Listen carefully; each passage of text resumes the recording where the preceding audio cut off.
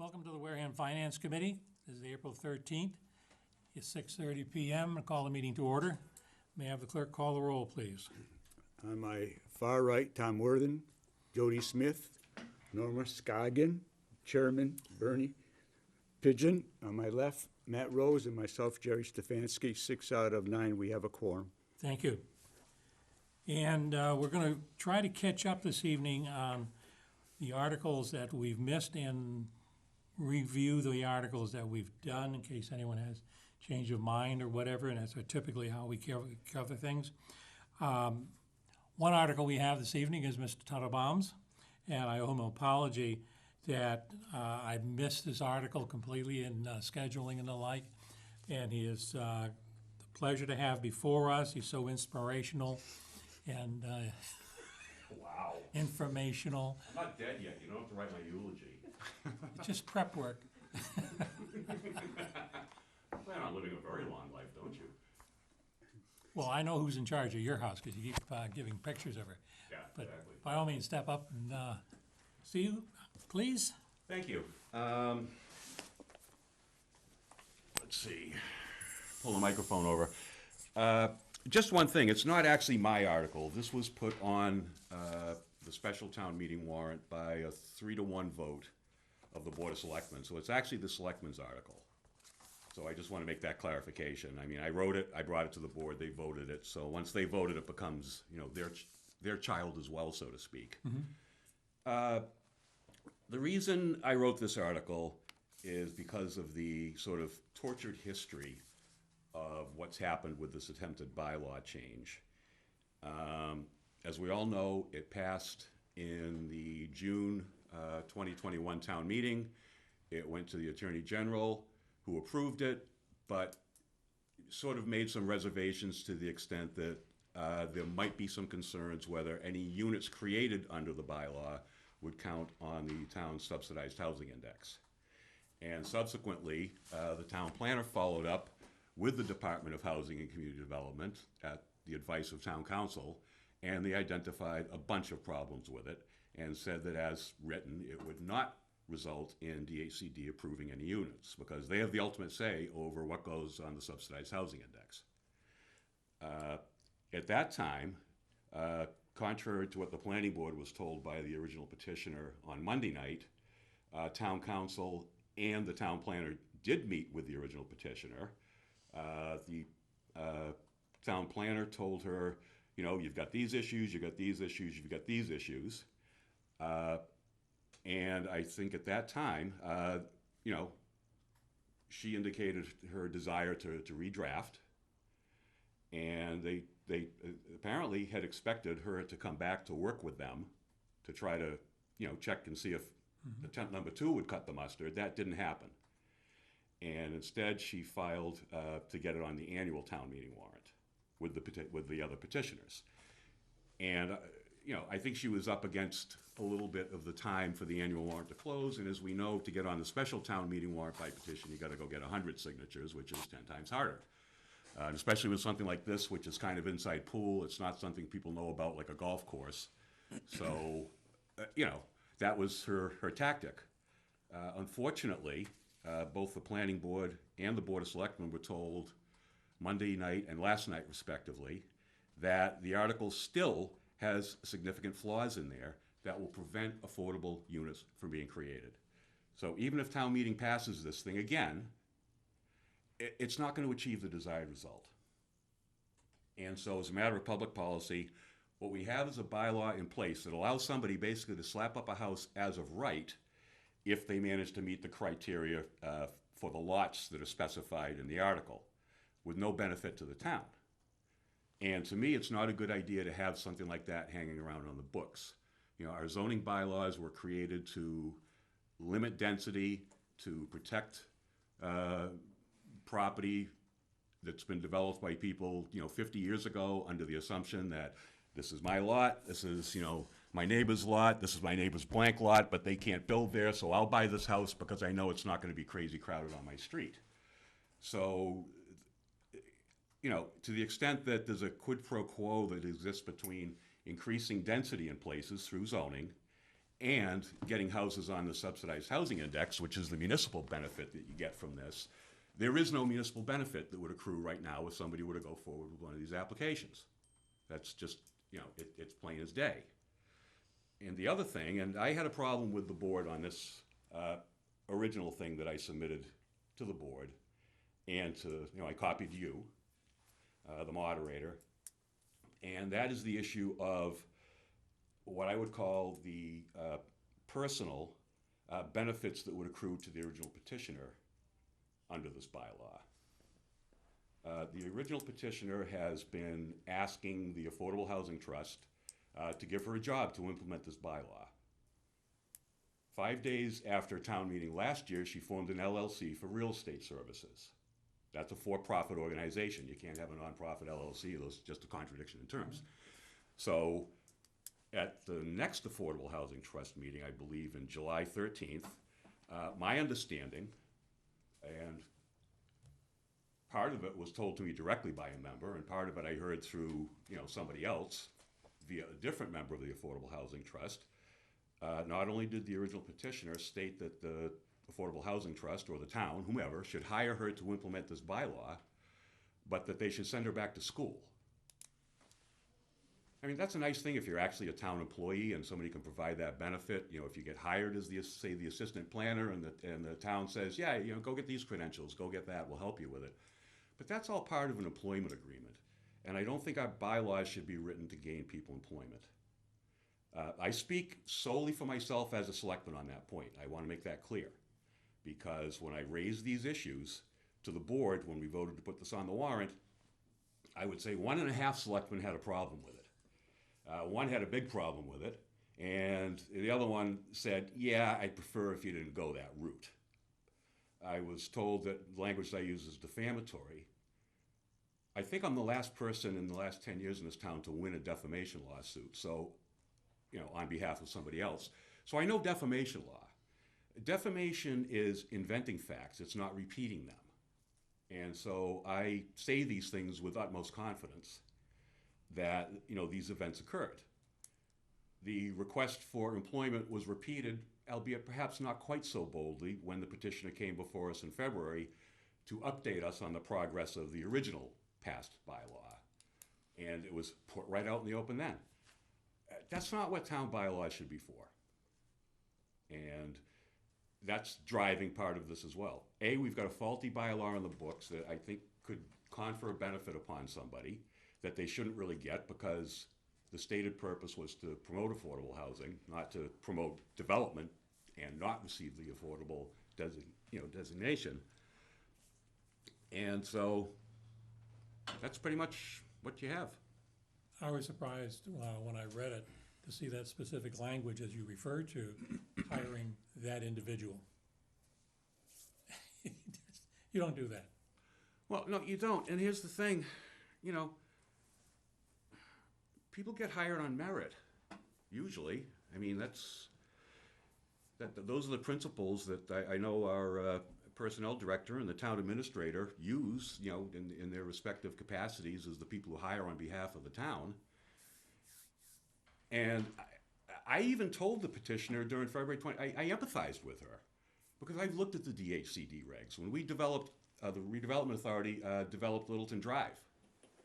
I'll be frank, I made a blunder and told town meeting when somebody tried to say, well, we should limit it to senior affordable. And I said, well, you'd have our heads if we didn't do anything but senior affordable. So what we had come down from the Department of Housing and Community Development, in addition to Crystal Cornegay, who's she's, the housing mojo for them. We also got the services from the Mass Housing Partnership of one of their people. Now, she knew the DHCD regs cold. She has a degree from MIT. I've looked at those regs. I can go through the Massachusetts Contingency Plan on environmental contamination and cite you chapter and verse and say, this plan works, that plan doesn't, that well should be there, blah, blah, blah, blah. I can do all that. But this is a totally different language to me. For me to try to write a bylaw like this would be like me going into an admiralty court and trying to practice law. I can't do that either. So even with the benefit of a law degree and having practiced as an attorney for over 25 years, I wouldn't touch this with a 10-foot pole. It's not going to get better. I find it rather complex for a petitioner to present. Yeah, When you put both together, the bylaw becomes very extensive and very complex. And the only person we have on staff that could possibly understand it is Ken. And I would expect the bylaw would be coming out of his department. Such an extensive bylaw, a complex one. yeah, it's such an extensive bylaw, and also, you know, in an instance like this, I would even expect Ken to reach out to somebody like that housing specialist we had come down for Littleton Drive and say, hey, listen, this is what I've come up with. Can, you know, use that person's, you know, intimate familiarity with the regs to vet what you're planning on doing. Because, I mean, this is specialized stuff. I mean, the people who know this stuff do it all day, every day. And the rest of us just sit there and, you know, in amazement and say, what was that all about?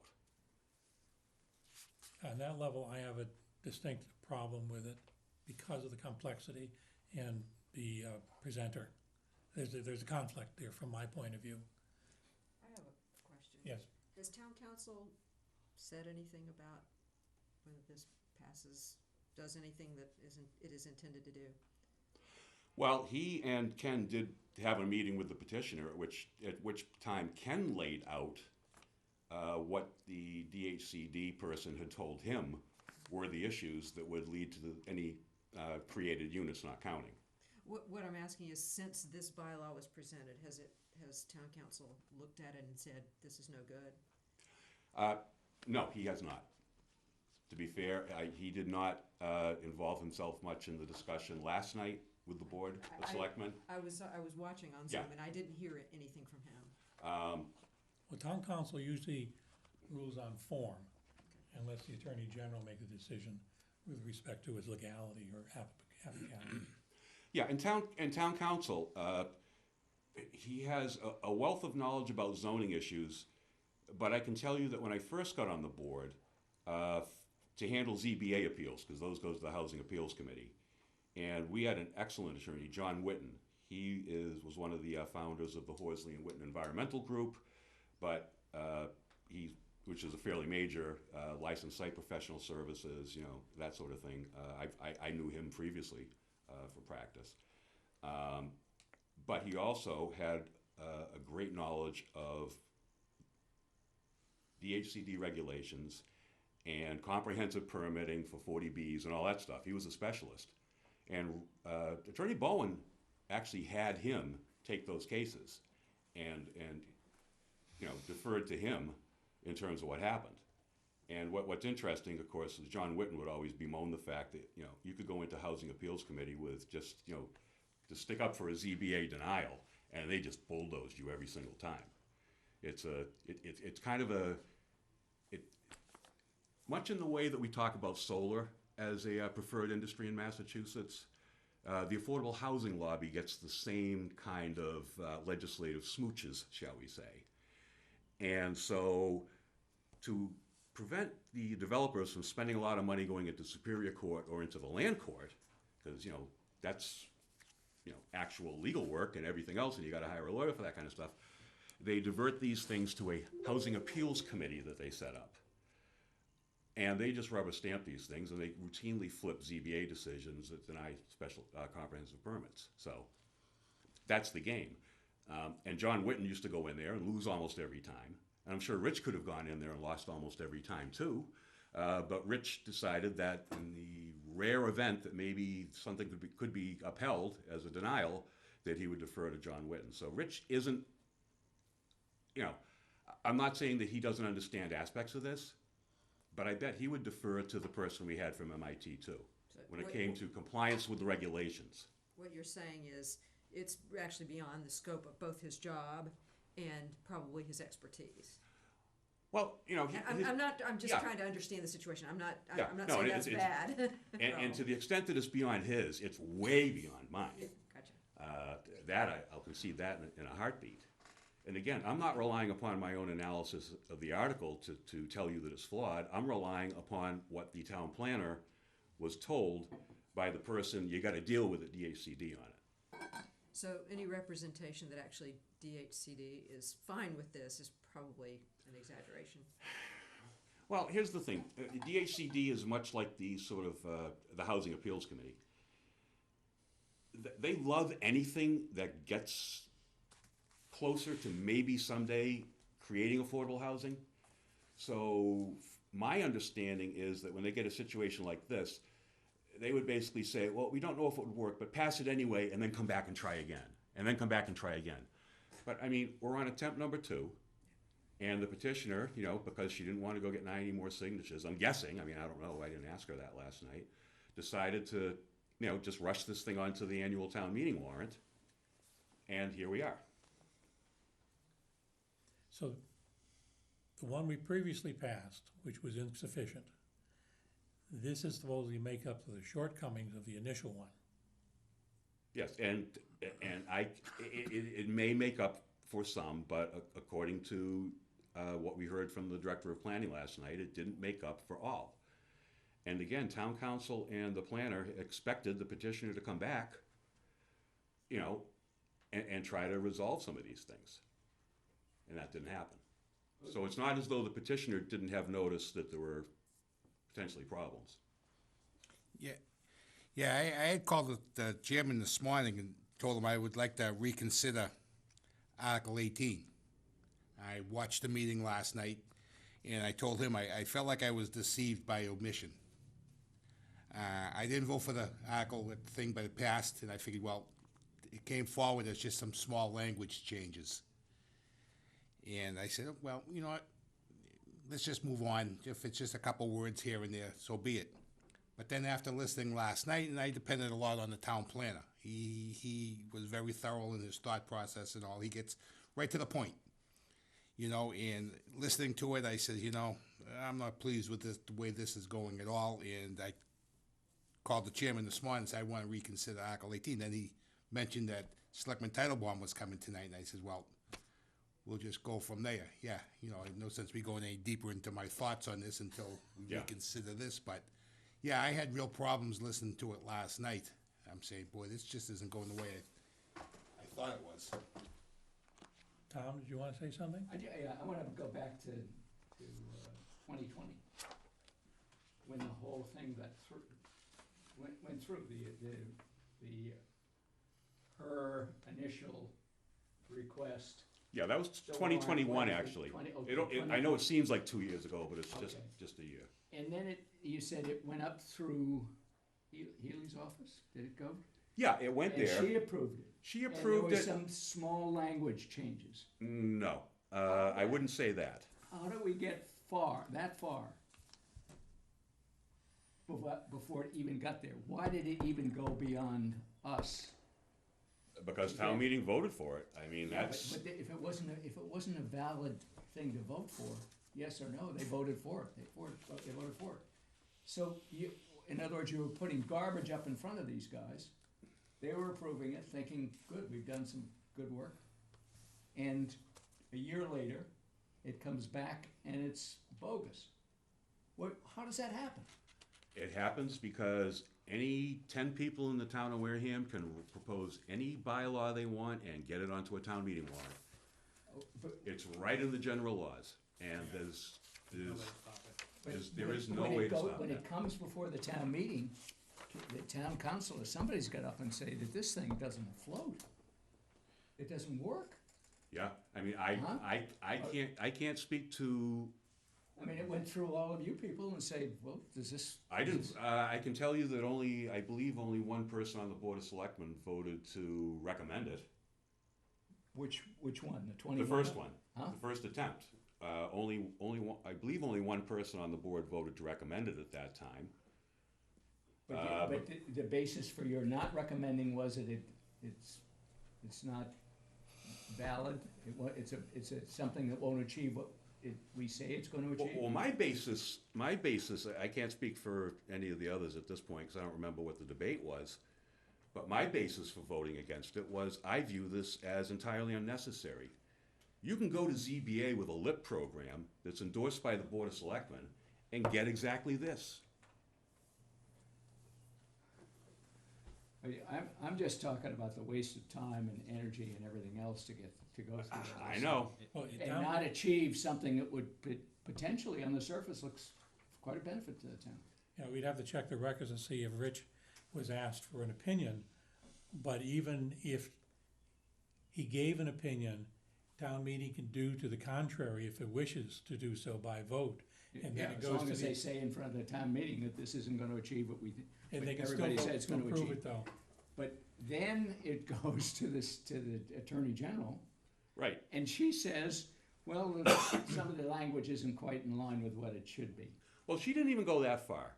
What she did was, all the AG does is review proposed or past bylaws to see whether they violate the state constitution or whether they violate some other portion of the general laws. They don't look at it from a public policy perspective. They don't even look at it to see if the article or the proposed bylaw is effective as to the stated purpose. She kind of alluded to the fact that, you know, there may be some issues and you should go check with DHCD. But she doesn't have the authority to rule something illegal if it doesn't violate the state constitution or state law. And again, the She could petition, have said, okay, I'm not sure about this, take it and confirm that it's gonna do what it's supposed to do. and if you read between the lines, that's kind of what she did. It's, you know, they're lawyers, so they don't come right out and hit you over the head with it. You know how lawyers are, Tom, right? So, you know, they try to dance around it, and, you know, they'll say that, you know, you might want to go check with DHCD to see if this is. I have a partner over here that could look at that. So, you know, that's the long and short of how these things come into being. Well, You know, and it's not related, but it kind of is. You know, last night we had some of those solar articles before us, and I told these people, you're wasting your time doing this, not just our time, not just the clerk's time, not just town meeting's time, but the state is not going to let you regulate solar the way you guys want to regulate solar. It's a preferred industry. The law was passed in '85. It's been sitting there for 37 years. This case that all the people that, you know, don't like the solar installations are counting on to, you know, get overturned by the SJC is the very case that the Attorney General cited when they struck down the bylaw we passed. So the Attorney General, like me, probably said, what's a good case that explains all this stuff? I read the case when I saw the site, the Waltham appeal that's before the SJC. And I said, wow, if I were teaching a law class in you know, property law, and I got to the, you know, who can do solar in Massachusetts and who has the rights, I'd direct them to this case and say, read every case they cite in there, because it's basically from 1985 through the present day. You know, they nailed it. But people don't want to acknowledge these things. You know, unlike an electrician where, you know, people know that if, you know, they try to do it themselves, they're going to burn their house down. Everybody thinks they can play lawyer, and it just ain't that easy. I had to put thousands of hours to bang what I know into my thick skull. And it wasn't an easy process for my thick skull. But there's a reason, and there's a reason I don't practice certain areas of law, because there's stuff that's never going to penetrate my thick skull. And this is absolutely one of them. Jerry? So, Peter, say this is favorable, okay, your article, favorable vote to rescind. Then take me to the annual number 26, the local initiative. What's the mechanics here? What's gonna happen? I've got to talk about that with the moderator, because I've thought about that. Because as you know, what we do is we start out town meeting, we maybe peck away at a couple of articles on the annual that come up, you know, in the lottery. And then at 7:30, we adjourn right into the special and take things up there. So procedurally, that's something that's going to have to be worked out between town council and the town moderator. Yeah, because only appropriate we discuss them simultaneously Yeah. and then go to vote. Now, I will say that I did not get screamed at by the moderator, so that's a good thing, I think. 'Cause this is her last rodeo, and she's already got some interesting things to face. So, you know, I wasn't intentionally making it difficult for her, I can promise you that. So, what's the answer? Yeah. That was the lawyer double talk you just heard. To be So determined, from your realtor point of view, to be determined by somebody else, Jerry. Well, the way I see it is if this passes, because it's only an amendment that we're making to the existing bylaw, if this passes, that bylaw no longer exists, the amendment can't go through. So I would say that article would have to be removed. Well, from the warrant. existing bylaw is in effect. The existing It bylaw remains on the books. But if we rescind it, then it's no longer. Well, Oh, no, I would you're imagine rescinding that, it in its entirety. well, I'll read what I have. To see if the town will vote to rescind the town's prior affirmative vote on Article 26 at the 2021 annual Springtown meeting, and to delete sections 830 through 844 of Section 8 of the Wareham zoning bylaw. So, if this passes, let's say at 7:38 this passes, and then we go back into the regular town meeting at 8 o'clock, you know, there's nothing on the books, but she doesn't just propose changes, see, this is where it gets interesting. She redrafted the thing and is presenting it anew to replace what was put in before. So it's, In its entirety? I believe so. So we vote on this, we kill this, which kills the other one, now we got another one. Maybe, Which may not hunt at all. right.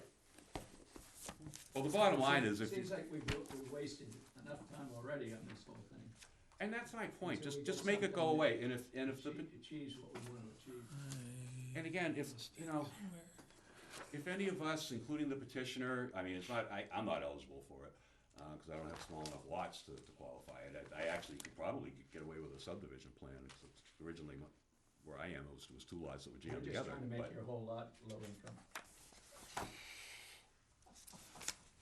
I wish the town would agree. That's not what I see when I get my tax bill, but anyway. So what you're asking, And that's all his fault, by the way. so you're asking us to reconsider our previous vote? Yeah, I would.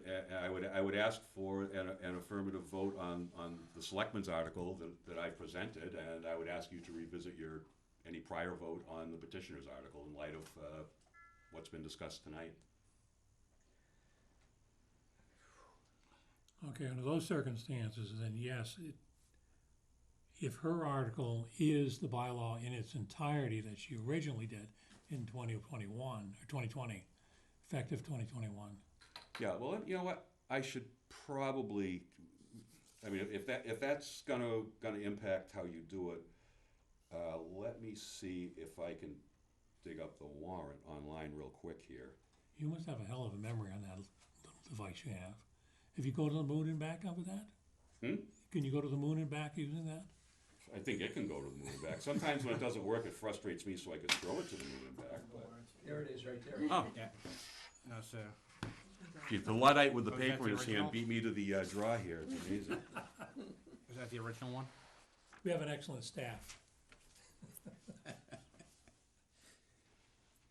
Yeah, because now reading Yeah, the it's way, the whole thing.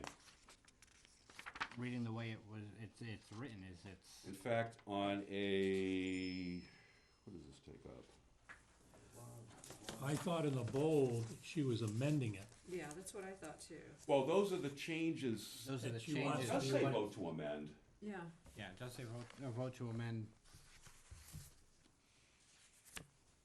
Well, However, I mean, it's highlighted, but it doesn't, it's not asking to amend to, she pointed out what's being amended, but I think it goes in front of the Attorney General as the entire article. well, it's kind of doesn't it? unclear, because usually when we do an article that takes an existing bylaw and we want to add language to it or delete language to it, we actually specify, Yes, you specifically right, identify the as changes. bolded, in the, something like that. Correct, where it's Yeah. worded according to what they're, And supposedly then the AG with the regular print has accepted that, and she is proposing the bold print. right, but that's not how it's written, so they would look at the entire thing as a rewrite. I mean, She's not pointing, because as written, she's not pointing to the, Well, the original motion on the petition is I move to accept the changes made to the already approved zoning article shown in bold. So all units created under the bylaw will be eligible, blah, blah, blah. I mean, that makes it sound like if All right, so that- if the town meeting voted to rescind, the next issue would be, that issue would be moot. I mean, Right. it sounds like, correct, yes. Because it rescinds in its Right. entirety. right. Reading it as the There's motion nothing and to not. amend at that point, because it's already there's rescinded. nothing to amend. I mean, if I were in the petitioner's position and I wanted to try to pull a parliamentary trick, I would say, well, Madam Moderator, we need to vote on this because although I don't know though, because now you've adjourned out of the special completely. So how do you go back into this special to undo this to prevent its impact upon the one on the annual? Because the specials would supersede because it's applicable to the current year versus Right. the annual is only Anybody- applicable after July 1. Yeah, this is starting to become like higher mathematics for me right now. Or her law That's school all right, you're in front of the exam. finance committee. Yeah, well, yeah, and you people scare me because you know numbers. Little anecdote, tried to take calculus my senior year at Tabor. After a month, I had a 37 average. Because my formative years were spent in WPS, and some of the math teachers were not so ambitious. So I decided wisely to opt out and take geology, AKA rocks for jocks, and those colleges saw a nice fat 98 on the college transcript. Yes, they did. Good move. So that's if you know I can't help you with any numbers on this, but it's not about the numbers. No, it. I wonder if Claire is equally as confused as we are now becoming. Because it's, how do you, Yeah, I mean she's going to have to, clear strategy. She thinks about things ahead of time, so that she's not caught at the meeting. I'm sure she'll consult with town council, and you know what that. For me, that's she's running the legislative branch at that point in time, Right. and it's no longer in my bailiwick as part of the executive branch. That's how I see it. I mean, if asked, I would certainly state what I thought, but I don't propose to be an expert in that. What happens when you've got the potential conflict between two articles on the same subject in different town meetings on the same night. So that is something she will probably want to resolve with town council first. Chris? Are we live? We are. Chris, okay, she's watching. I'll call her later. Yeah. Now, so just to summarize, so the town planner spoke to, received different information than what we were being told, so, on the, for the article. Well, I felt that when I watched it last night, absolutely. That's what I'm hearing, that's what it sounds like to me. It Yes. was a single So- meeting. There was a single meeting, I think, Correct. where it seemed as though it had been more of an ongoing discussion. Right. Now, the intent was to have more meetings to resolve the issue, and that wasn't taken advantage of. So I think we need to get the right people in the room and decide how we kill it as it is, and either say, don't waste your time, or this is one that satisfies everybody. Well, we can agree that, agree that there is total But let's not confusion, waste any more time and we on this. just refer it. Pardon me? That's true. We can agree that we are confused, too confused to make a decision, practical decision, and refer it. And so in doing that, what happens? It goes Just to goes the to town floor. meeting and Still they goes to decide. Goes to town meeting. Well, Well, it goes to Claire. Claire will have to resolve it. We're not gonna take we do not have to take a position on it. well, if I could ask, in terms of the position, are we talking about a position on the parliamentary procedure, or are we talking about a petition? Are we talking about your positions on the two articles? On the two articles, but the parliamentary procedure initially. But there are two issues then. Well, I mean, What is the consequence of one against the other? If we have the ruling that we're hearing town meeting, a special town meeting, and the article has not been called up prior to, so that the action of special has a different effect on the article that would be coming up subsequent to the special in the annual. So now the article no longer exists if the special, and we vote to rescind. So effectively, from my point of view, it no longer exists, because the special takes precedent over the action of the annual. so It's then, a matter of protocol. so then, are you saying that you would make a recommendation on the board's article, but you would vote, tonight? I'm assuming, because you want to get this done by Friday, you would vote to rescind your prior vote and just leave it blank. Yes, I think that would be the correct thing for us to do. So vote on this one, and then the other one, you'd rescind the prior vote. And if this one doesn't pass, then the other one goes to the body, and it gets, and again, it might not pass. I mean, it's 2/3 I don't know if it's 2/3 to rescind. I gotta check on that too. That's another one, another conundrum. I'm guessing because you're amending the zoning bylaw that it would be 2/3. Probably. Yeah, I'm not sure the AG has to approve a rescission either, because, you know, she approves what's added. And remember, what is added as a local bylaw generally is not something that's required by state law, because if it was required by state law, you wouldn't need the local bylaw. You know, just as Right, well, if you, a general observation. you withdraw in its entirety, there's nothing for her to rule on. Yeah. So, So discussion wise, that's what we'll do, we'll make a decision later on. okay. Well, I mean, but we've got 250 people out there, and you think we're confused, they're gonna be so confused. How the heck can we all get this unwound within the same week?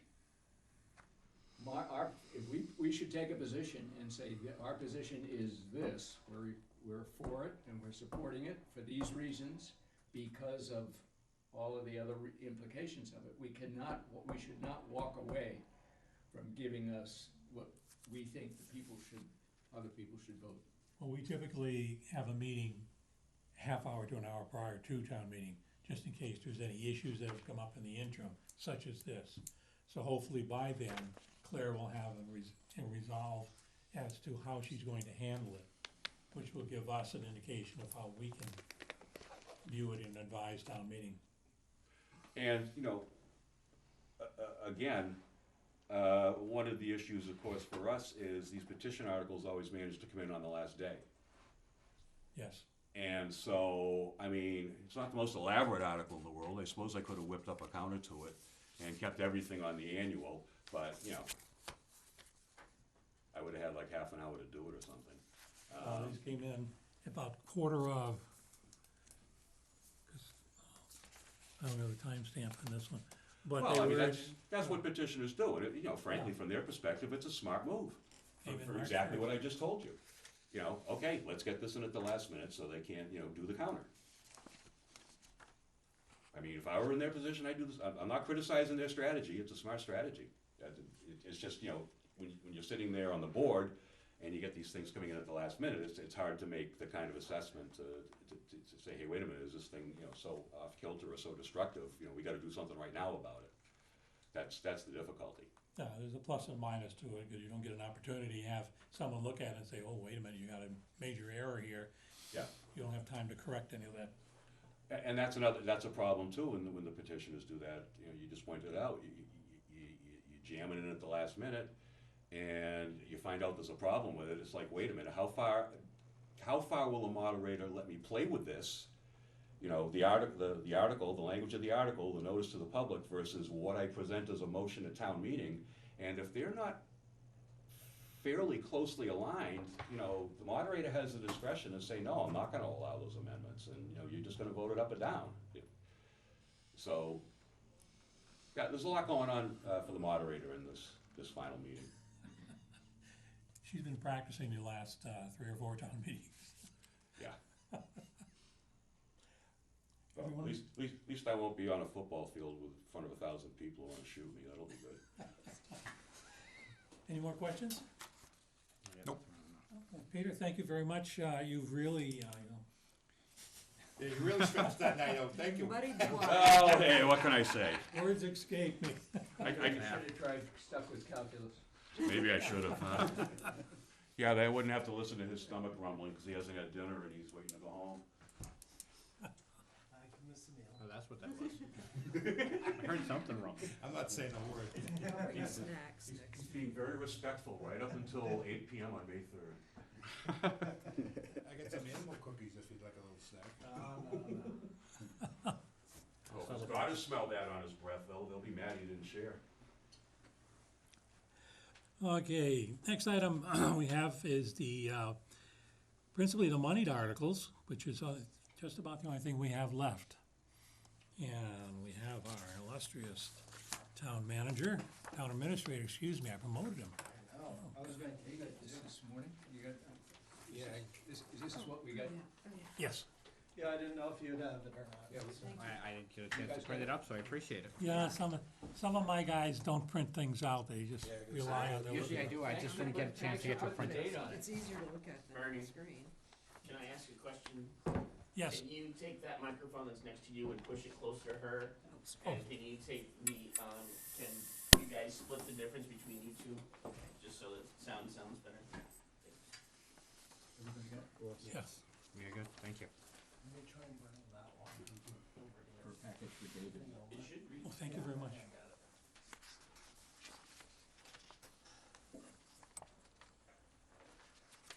And by the Easy to way, point it I'm towards Derek you. Sullivan, Town Administrator. Nice to meet you. I know who you are. Everyone knows who you are. I don't know if that's a good thing or not. Towards it. Towards you. Should be fine. All right. I'll talk to it. How's that, Christian? Okay. So there's, we had the original budget and then the governor's budget came out.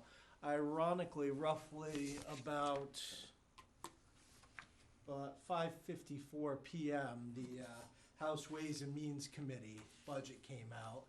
Thereafter, we'll then have the Senate Ways and Means Committee budget. And then we'll have the conference committee, and then we will have our state aid settled sometime in July, August, or September of the fiscal year we're trying to budget for. So,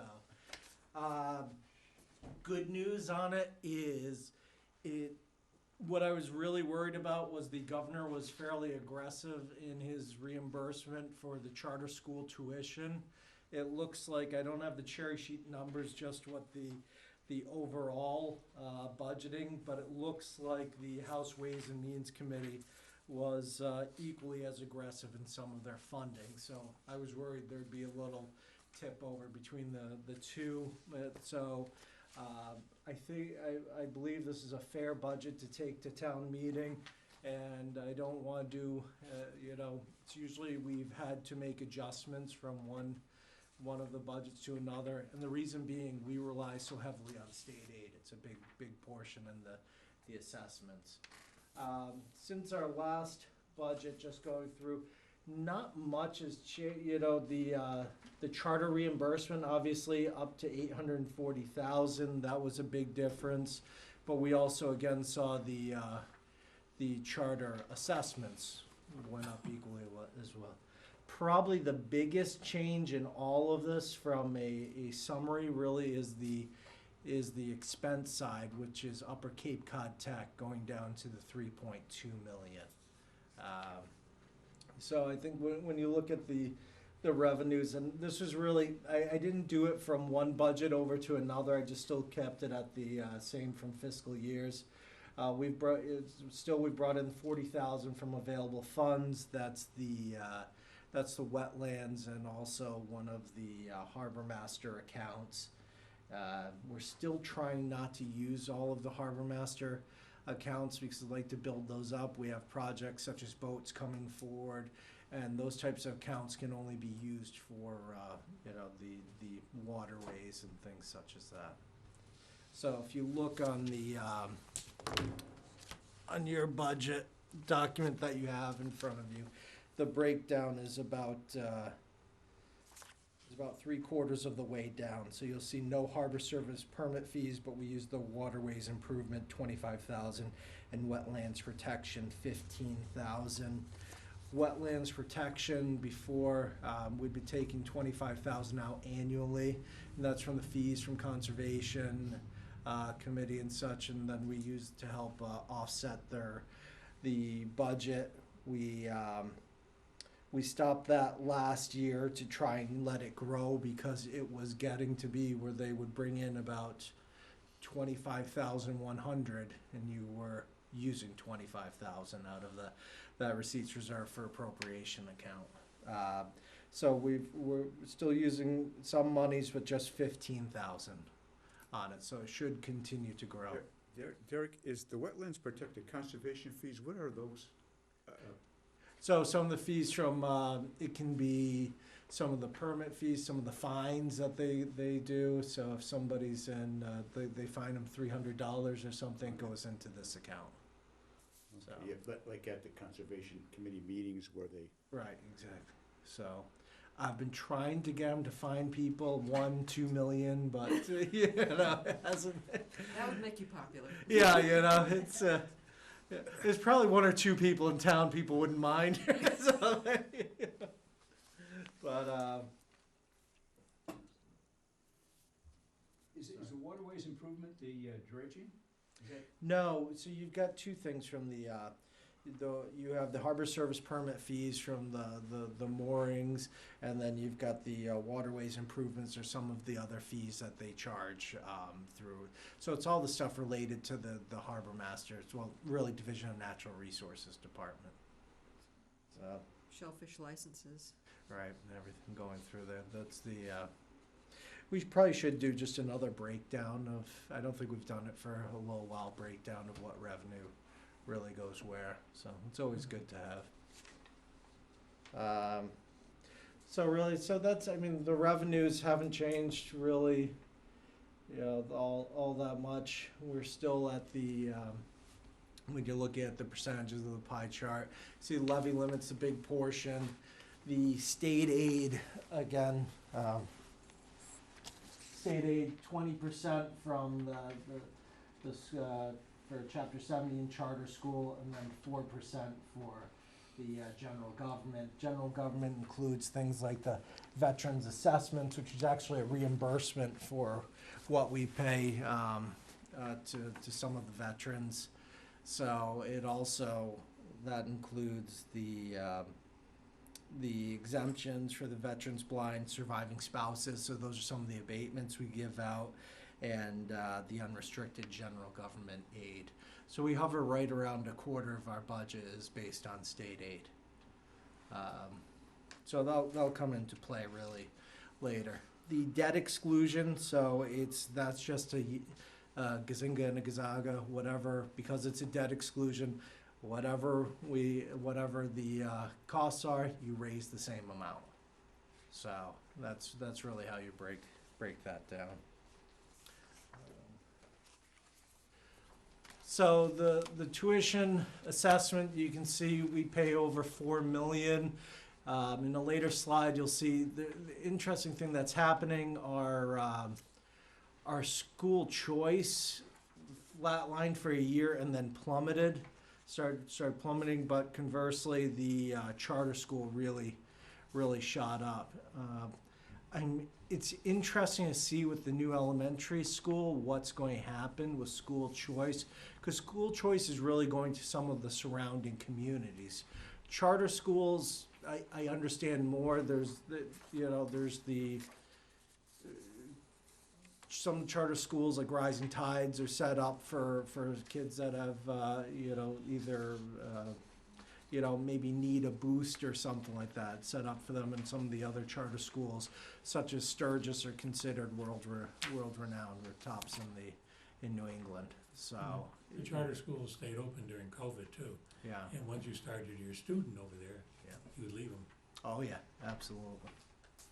So, health and dental. I took the final amount that we have for employees currently on the plans, and then we continue with the you put $150,000 buffer in there, which really is not that much, but it's also talked to the superintendent and going over anybody that's hired through grants, whether it's the ESSER grants or if in the future we used ARPA for something, their benefits really need to be paid out of the grants as well. It should not be a general fund obligation. We shouldn't run those budgets down.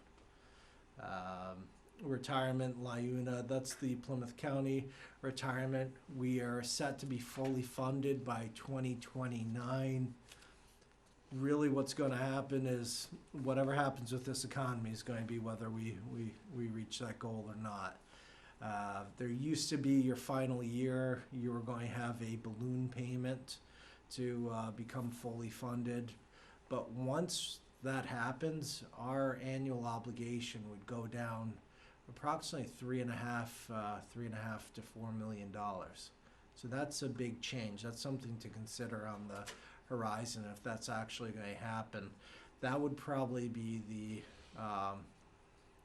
if I were here, if I'm not kicked out tomorrow. You know, that would be something to consider. Really, that's where I'd bring the debt service line back in and start considering things like that. We've talked about using that for OPEB funding. The interesting thing is if you, in the perfect actuarial environment, if 2029, you know, we do our last payment, 2030, that delta, if we started putting that towards our OPEB liability, within, I believe it's approximately 15 years, you'd have your OPEB liability fully funded as well. Wasn't it last year, year before, that either the selectmen or town meeting adopted the policy? Yeah, it's been within the last 6 months or so. It's a policy, so as to whether what the future holds on that, but it does help show a plan. We were trying to use that to get to the to sort of take the jump from AA+ to AAA, but you know, we've discussed the things holding us back that are more environmental than anything that we can't control from the business aspect. So,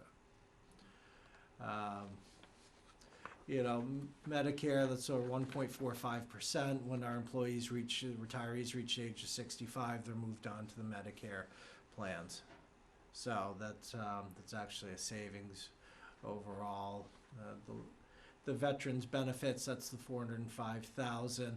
Approximately 30,000 of that, a little under that, we're part of the Cape and Islands Veterans Association. So we get a veteran service agent. They come twice a week. They're over in the multi-service center. It's pretty good. It helps out a lot. And then with the sharing through the communities, we're not hiring additional staff, and the veterans are still getting a good benefit, and Hyannis is the hub for them. Isn't the veterans benefit, you get a certain amount of reimbursement? Right. So the 30,000 we wouldn't get reimbursed, but the 375,000, roughly the Out of that 405, we get 75% back. The 405's been increased slightly this year. My understanding is they're voting in an increase to the veterans' benefits. So I just want to be prepared for that. But yes, we get approximately 75% back, so that's back in our local aid. So. Hey, Derek, on the, could you review that Medicare again? When they're an employee, the health and dental would be in that 8 million. And Right. then when they reach 65, Right. you're taking them out of that and paying the Medicare. Well, we're still paying it out of the 8.4. Medicare is the annual payroll, Okay, yeah, tax, but we're not really, it is a Yeah. tax, but we're not, but it's employer tax, if you will. all right, yeah. So, this year you'll see under the debts, there's a new school interest, long and short term, that should actually be, they got put in together, so I apologize on that. That should actually be the short-term interest, not the long-term and short-term. The reason being is the final reimbursement from the MSBA on the school project. They hold off on the final amount, so we have to do a ban on that, so a temporary bond, and that's what we've calculated to be the interest on until the school does its, and that's part of the revenue for the debt exclusion as well. So I'll amend that slide later. You can see we have extremely low debt for out of our general fund. 240,000 is our annual payments. Some of those are falling off as well. So our debt's extremely low, good and bad, right? That's the bond rating agency was happy with it, but bad because from a organizational standard, we should probably be running about 3 to 5% of our operating budget in debt, and that's usually what you use for capital to keep things up and running. But unfortunately, you'd have to find that 3 to 5% someplace. So it's something to consider.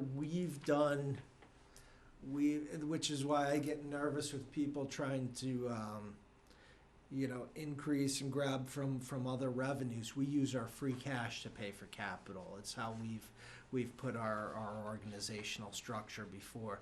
So everything you do to try and overinflate your revenue estimates, which is constantly the pressure, reduces your free cash, which means you have nothing left for capital at the end. So that's just, and we're actually, one of the things in the revenue before, you probably see the interest rates have just been, as they're raising now, but what we're getting out of the banks is just still, we just left one bank because they converted from, their interest was so low and their fees that they started were so high because they got taken over from another. It would have been a monthly loss on it. So that's the stuff that we're lucky enough to have the finance director, John Foster, watching out for. So that's just as one of the things now to get back to our, I don't have the balance on the top of my head, I'll look into it, but our stabilization fund, we're funded fairly well on that. So as the interest rates start coming up, we're probably closer to 6% than 5%, which is great. You should be at least 3 to 5. Some of the rating agencies are now saying 8 to 10. I said, take that to Wellesley. That's not us. We're not gonna. But that's once we get it, our average amount we'd put in through free cash is probably about 150 to 200. We're at approximately 4.6 million. So once we start getting any sort of decent interest return on that, the interest will start funding itself to sort of multiply, if you will, compounding interest, the beauty of it. So we won't have to really put anything through there unless we have a big leap in our budget to stay within the realm. I think that's really the goal, right? You don't want to keep on putting into it. You want to, and you never want to touch the principle, as the Godfather The objective told us. of maintaining it stabilizes a lot of other areas. And as you point out, when you mentioned the bonding issue, we don't necessarily qualify for what we were experiencing, but because of the management is so strong in the other areas, we make up the difference. And in the point structure, I think they want 170 and we're at 140. Right. But we're given 170 rating because of that, because of the fact that, as you pointed out earlier, our oh gosh, now the name's, but the funds that we're paying ahead of, so we reach the expiration date or the fully funded area prematurely, that's to our advantage in terms of the rating. Yeah, that's where I'd suggest, rather than putting money, that money into the stabilization fund, we'd keep on putting funds into OPEB and keep it going. There's some communities that are ahead of us. There's a lot that haven't even touched it. So I'm pretty proud that our community has started to tackle it. Even if, the running back's already close to the end zone. We're on the 1 yard line, but we'll get there. So. Spending a lot of time there, but we're Seattle 5 too. Yeah. So there's a school budget. This is, you see really their biggest, there's some on the operating side, but you'll notice a big jump in the school transportation budget, and that's from everywhere. For their costs have obviously skyrocketed. I mean, for them, I think their burn rate for fuel is almost $8,000 a month. So that really that jumped up for them. Upper Cape Cod Tech, about approximately a $400,000 reduction from the previous year. So that's really great. Only thing to concern, sort of you'd color that yellow, in that it's based on enrollment, and that's the lottery system. So if our kids jump up next year and other kids from the other communities go down, we'll have a bigger portion of that budget. So that could see some spike. So we're at about 235 or so from students? Yeah, I don't I remember we used to be in the 270 rings a bell. No, 270 was over and we lost 20. Yeah. My concern is those 20 want to go back. Yeah, well, I mean, it's, see what happened, how, really would be interesting to see just really what happened overall. Was it kids that left, due to COVID or something? Was it all graduation and then the next class coming in was a lower percentage? Can I just ask just jump back one line with the school budget? Yes. You know, and I might be the only one in the room that'd like to see this, can you put a line in there for all the grant money they get?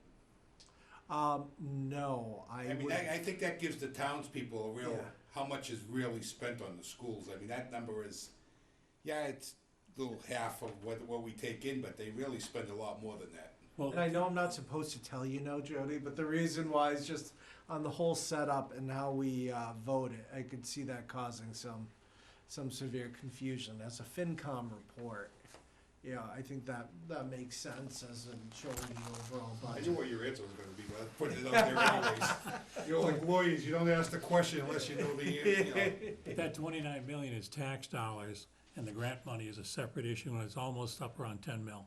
Yeah, I mean, just the food, and this year they're using the COVID money, for lack of a better word, call it, that's a lot That's of the money. ESSER grant, so. Yeah. So I mean, there is, obviously the school is a big portion of our budget. It's, and then included, there a portion of the screen doesn't show, the health and dental, obviously that's school, that's not within their budget. The retirement, their non-school employees are in the, their teacher employees are in the retirement system, workers' comp and such, so there's other, items in there that we pay. In the assessment is the teachers, retired teachers, insurance. We're actually, health insurance, we're actually assessed through the Commonwealth for that. That's approximately 1.4 million. So I don't think people realize, I'm gonna use 100,000, they hire a teacher for 100,000, but another third of that is almost benefits. Yeah. That come out of the town side budget per se, but, it's a lot of money. It's interesting because it's fine because people always want to assign a percentage, right? And it's so if it's a $100,000 position, the percentage could be 30% of benefits. If it's a $40,000 a year position, your benefits are 80% of that. So when people say, well, I just increased this by 20-25%, I'm like, well, that's not quite.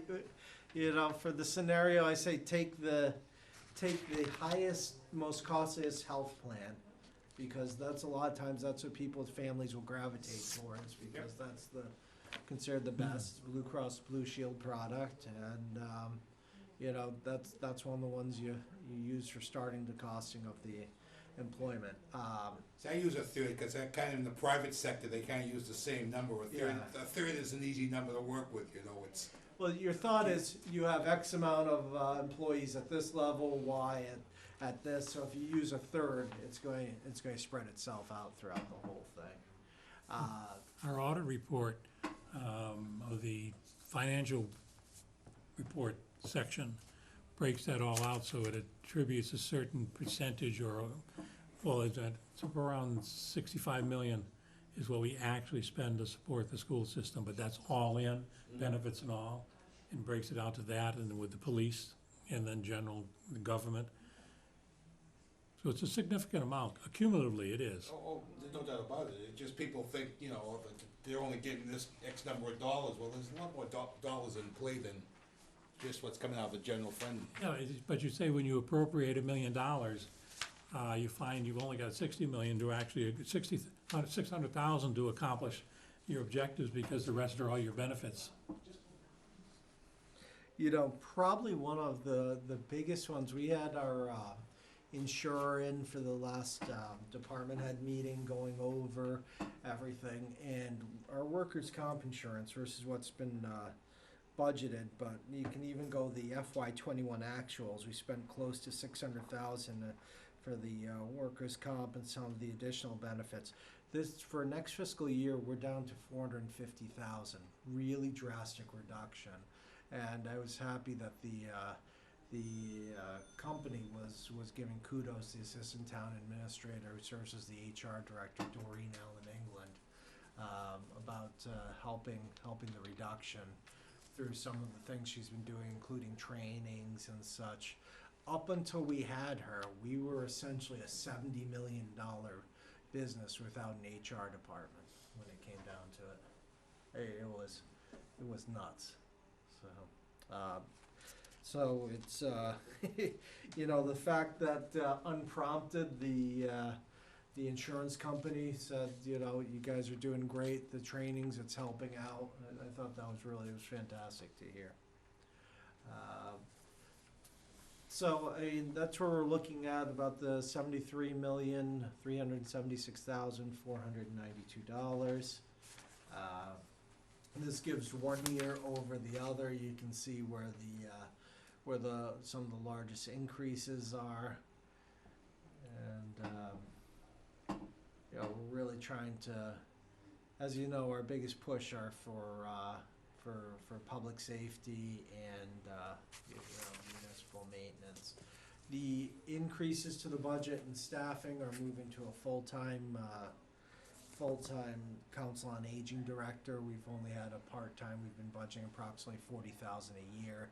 This will go to $90,000, which would cover a start step for a COA department. Made sure the library's funded to keep its certification moving forward. A couple dollars into the planning department.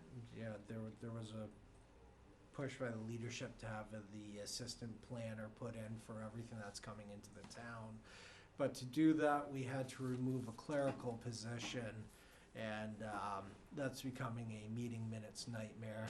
So I've brought in, rather than an employee, I've brought in a total of I think about $10,000 into their expense budget to hire somebody from the outside. It's a retired person that used to do the minutes. So that should cover right now the Concom and I believe the ZBA. But my main thing is the Concom. So Just going back to the council on aging, that 90,000, is that where you picture them falling in on the grid per se for department heads? yeah. So they don't have a big spike next year, you know, you bring them in. Like I talked to you about another department head and kind of said that's just where they belong on the grid. Right, so what you see is Okay. on a typical, especially when they're starting out, then they'll be getting steps, and you probably get a COLA during that at the same time. So somebody like that, you could see anywhere from, with no COLAs, a 3% annual, with COLAs, 5 to 6, depending on how things shake out. In a crazy inflationary environment, that's it's trying to keep up. In a no inflationary environment, it's fantastic. So I can't tell what's going to happen next, so we'll have to pick our poison on that.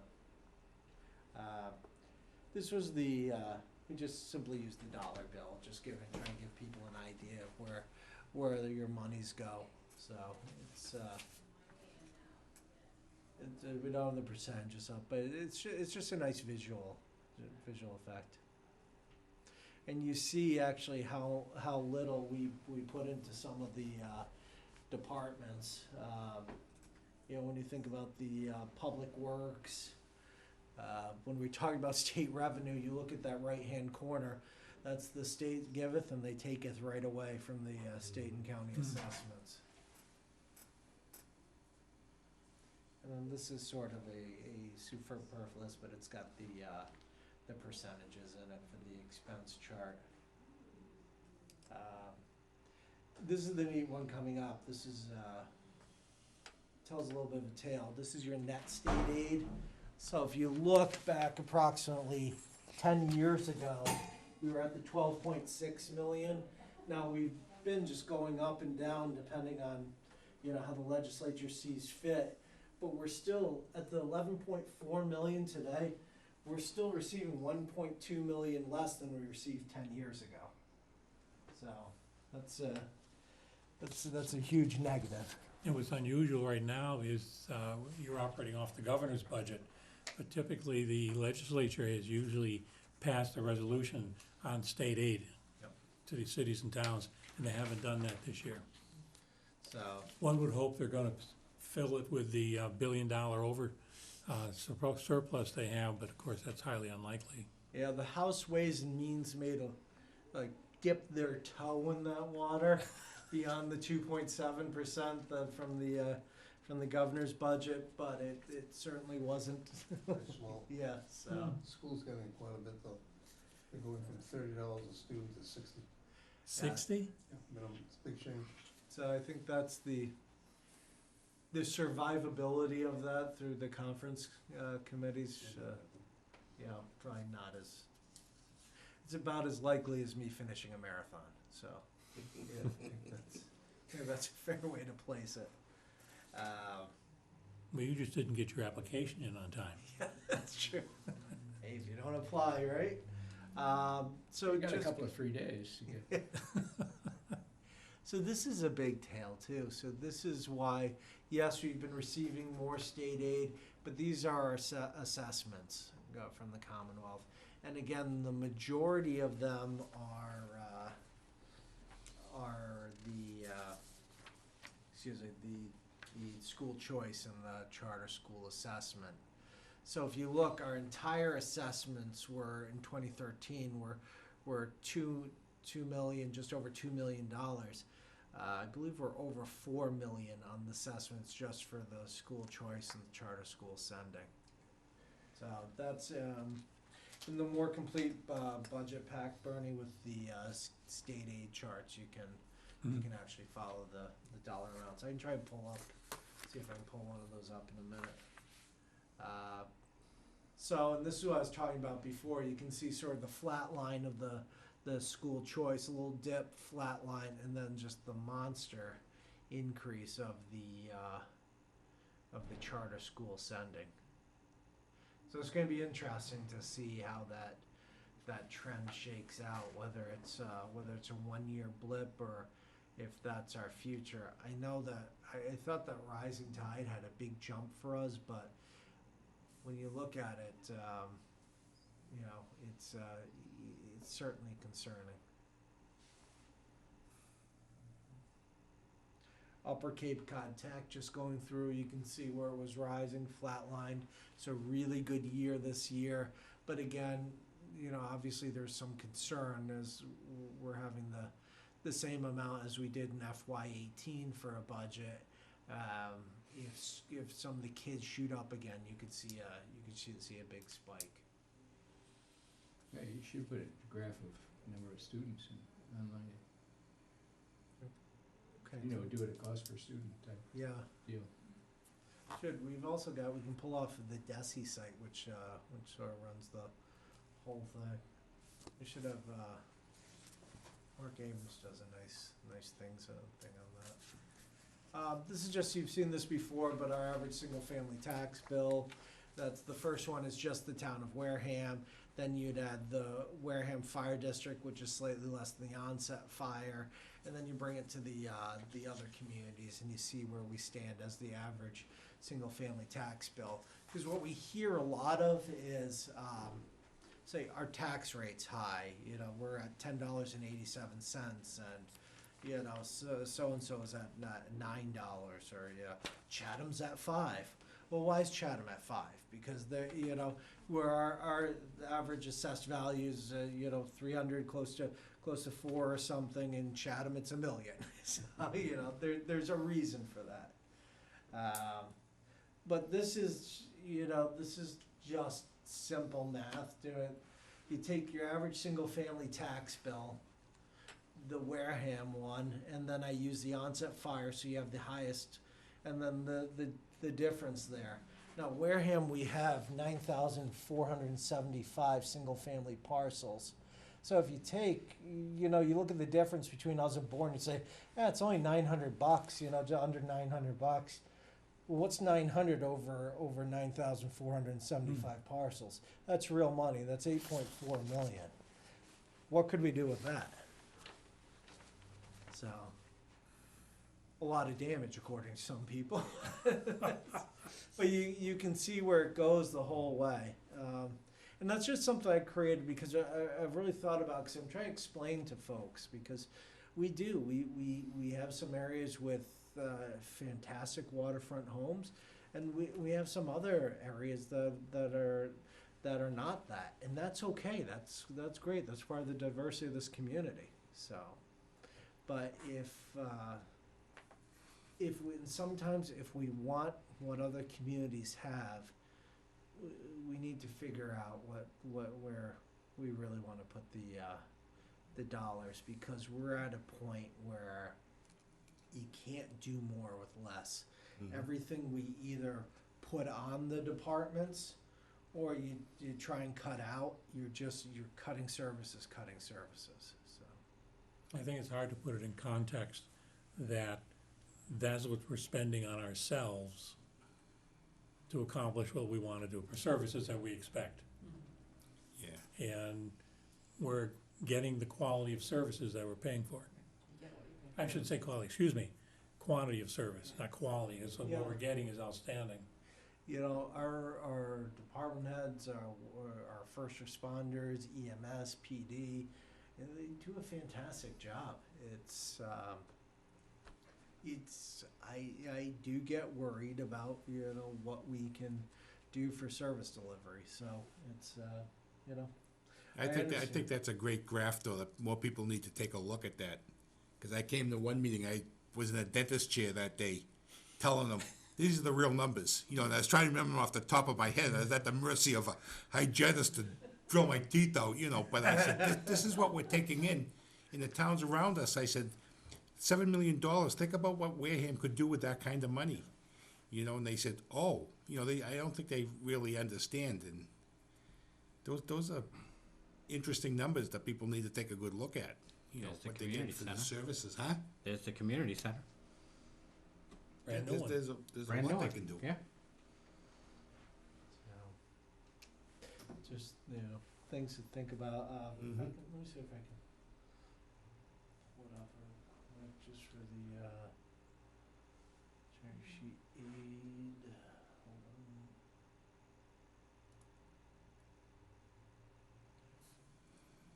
So this was, oh geez, you're too big.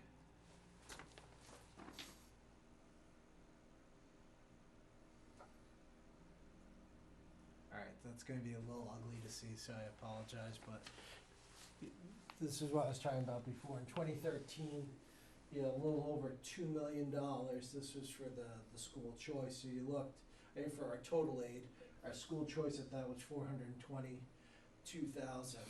We're now at $4,035,000.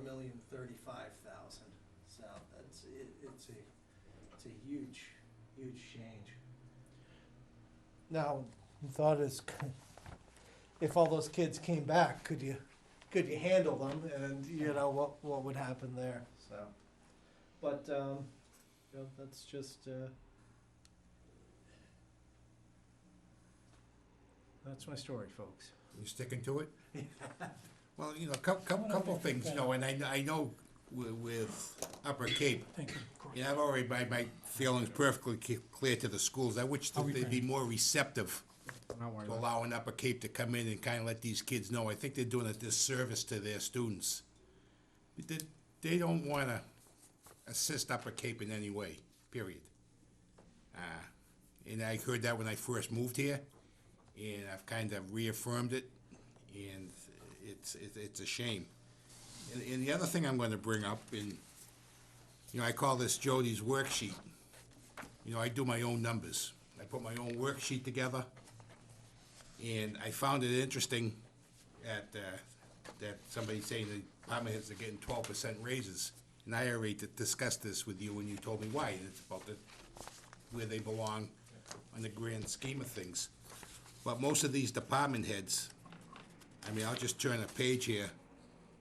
1%, 2.3%. I have because you remember the department head meeting we had, I asked them for their budgets. I wanted a breakdown, how much is the department budgeted number. I don't care about their stipends and classes and mileage they may be collecting, but their things. And these, there's no earth-shattering numbers in here that I can see, but I still need to collect some numbers from people Because if I'm gonna defend the budget, you know, I'll use Missile, I'm gonna pick on, they do a great job.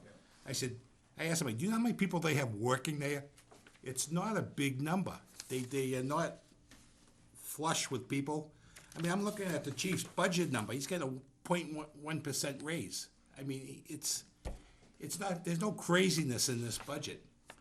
But I am gonna tell you, and I'll let you know now, I've had department heads promise me, one of them 3 times, I would have the numbers the next day.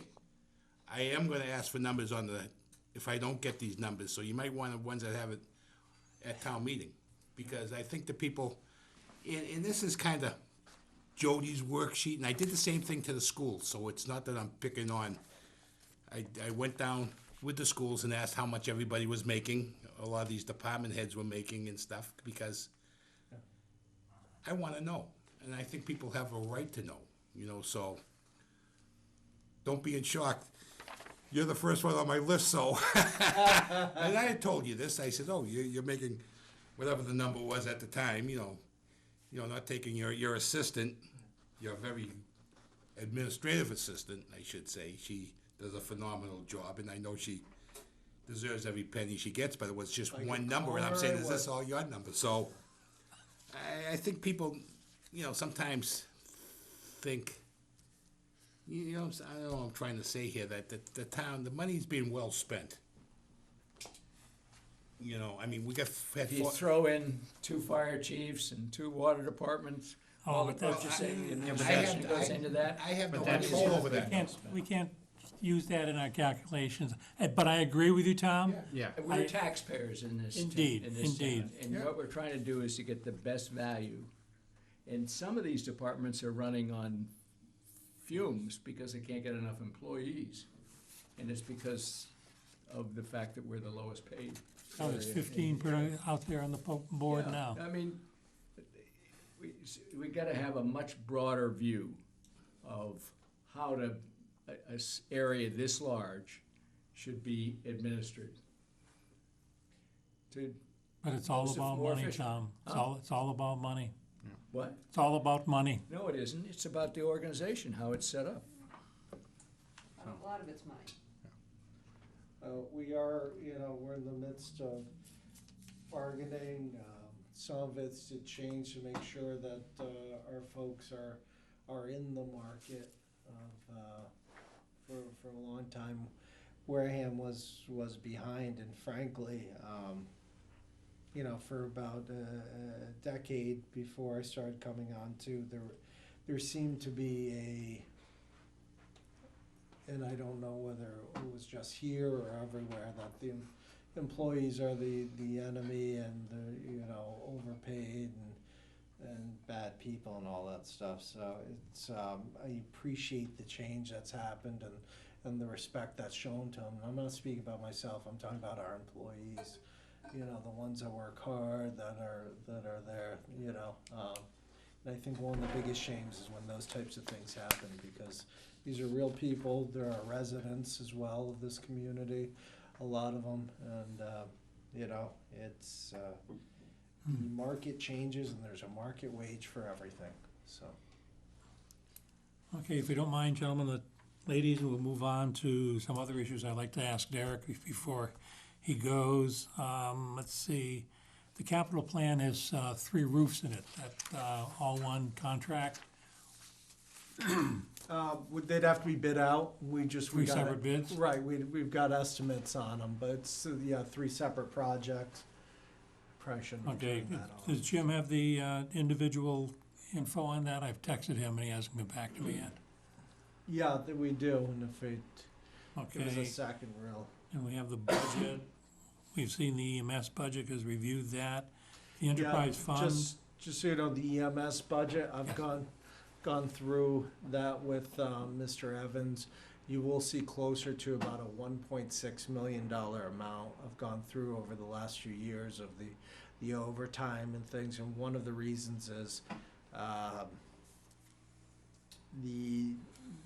with the 9-month worth of revenue collections that we have so far, so through the end of March, we project to have 1.7 million in revenue for the year.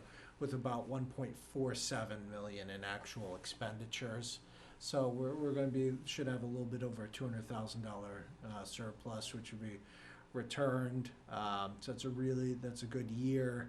But one of the things the Department of Revenue has been, is most concerned with is, the budget started creeping up and trying to take into impact some changes that look to be multipliers that probably shouldn't have been in the whole revenue section. So it really went through that and made some changes, so it's about 1.651 million. That'll be transferred in, but Right. that'll be part of the motion itself as I read Right. it. But the operational budget, as you gave me on Monday, remains the same. Which you should have about 1.65 in there, or no? Total, I don't have it Okay, at all. because that was the final, I do my report to the Department of Revenue, and that was because if you remember, we had a approximately $23,000 deficit. Yeah. So, Yeah, we Try did to that as mention the special. So if you're looking at the capital, and this is just a total use of free cash, after the Little Harbor Country Club, our free cash, FY22 certified free cash balance is a little over 3 million. The 1.76 million for capital is made up as follows below. Wareham Free Library Roof, 664,400. In the 400s, it's just obnoxious in there for calculations, but that's what the Hammond, which apparently we lost a D along the way, but the Hammond School, 580,000. The Wareham Multi-Service Center, that's just the front roof. The flat roof, we'd replaced that a few years ago, so that's also why you see a little bit less. So about 1,568,400. We've gone with about a 12% contingency. I'm still a little nervous about that because of we got these bids back in January, and just with roof, tar, all that.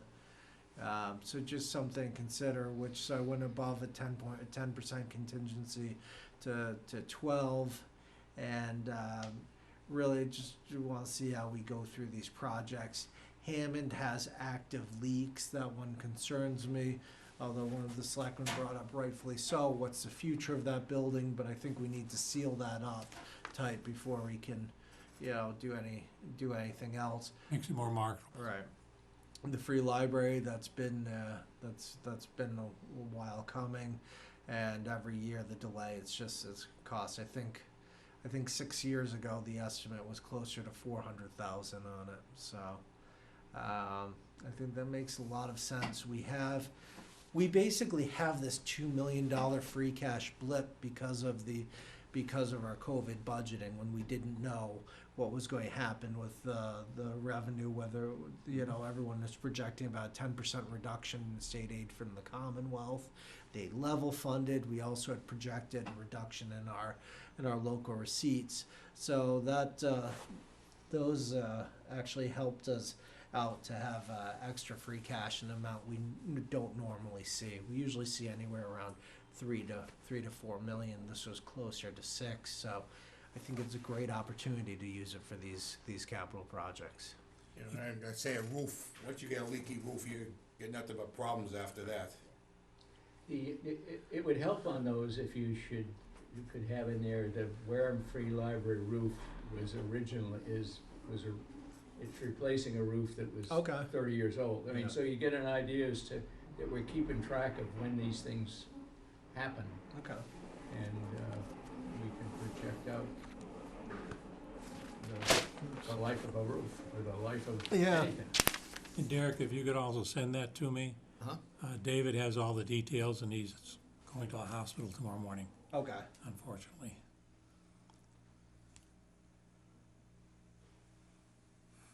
There we go. Much better.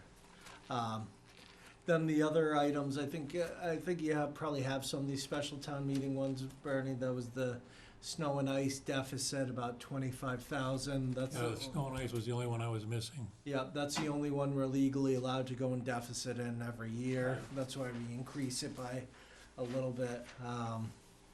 Not a crazy snow year, but still a lot of activity. It A lot was of a major salt. storm, yeah. So, DECUS, the reason for that is making sure the municipal maintenance budget is separated from whatever is happening in the future, and make sure there's funds set aside, because town meeting could say yay, nay in the spring. This could be something coming back in October, but whatever happens, there's going to be bills in that building that are on the town to a future is decided. So we gotta make sure. Last month, the March bill was, for gas bill, was approximately $8,500, dollars, which was a little concerning, because we've got the heat down to 55 degrees and there's not a lot of in and out. And that was only gas. Yeah, so that was, so that's just something. Is what the school's budgeted in the past, is that a safe number for you to use as far as heat and lights moving forward? No, because they've had a lump. It should be some of their actual expenditures. Gas has kicked up some, not as much as fuel. You know, gas, diesel. Gas did have but there was a jump. So, do I think? No, there's two reasons. One, sort of the full bills you had before were a COVID year where there was where you didn't have people in there continuously. There's also the concern during the summer, how much of that building is shut down. We're also trying to figure out, I have somebody giving us an estimate on what it costs to put an HVAC system.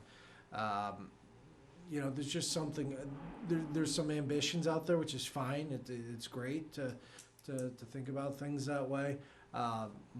My concern is I've got an air-conditioned wing over there at the multi-service center. The whole newer section's all air-conditioned where we house the COA. The DECUS school does not have air conditioning. That's gonna be my next question. Yes. So Yeah. So putting that It's mid-season. not in any part of the DECUS. No, that's what I understand it. I'll double check, but especially in some of the areas that are proposed, so I get it. I get what wants to be done. I just think the July one is as I said, ambitious. So, but that's Well, fine. 200,000, if you just extrapolate from the gas alone, that's half of it right there.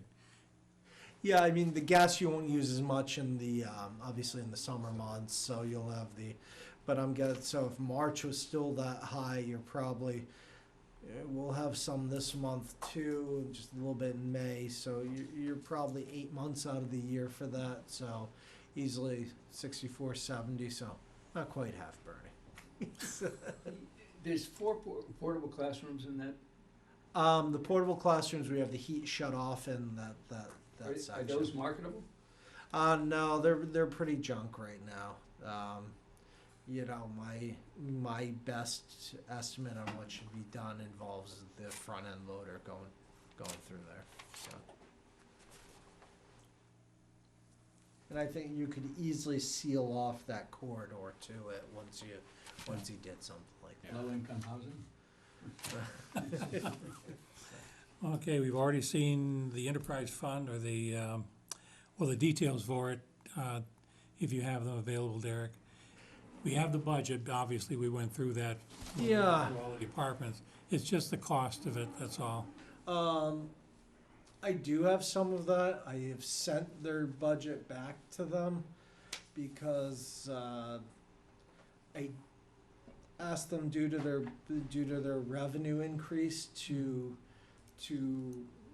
look at where they're putting some of their funds, because when I put it together with their revenue increase, which I don't believe they thought they were going to get next fiscal year, from my conversation, I think they need to do some amending. So Okay, it's, wait on that. Do you have any union contracts you're gonna present, do you expect? I have two that I've asked to go to the selectmen for next, for an executive session next Tuesday.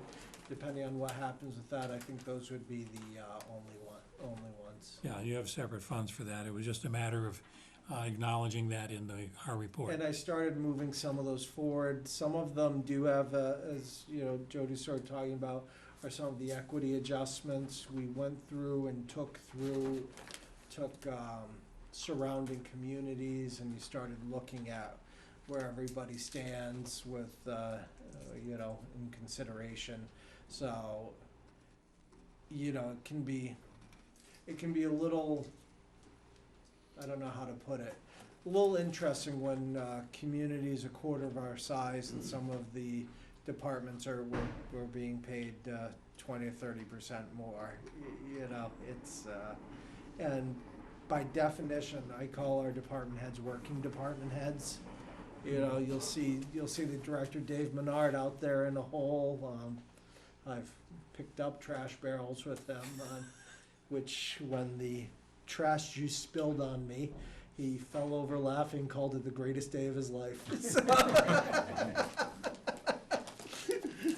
I know where I stand. But yeah, a lot of our directors are in the field. They're not behind the desk with a large staff telling them, you know, dictating where to do things. So. Okay, moving along on we have voted everything else.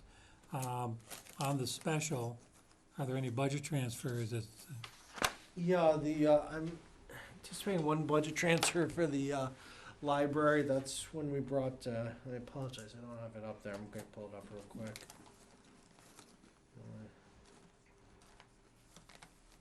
Jody, you don't have to worry about the noise. You need it. I need a snack. I'm just mad he wasn't throwing some over here. And Just ditto. I thought you were sending those to Ukraine.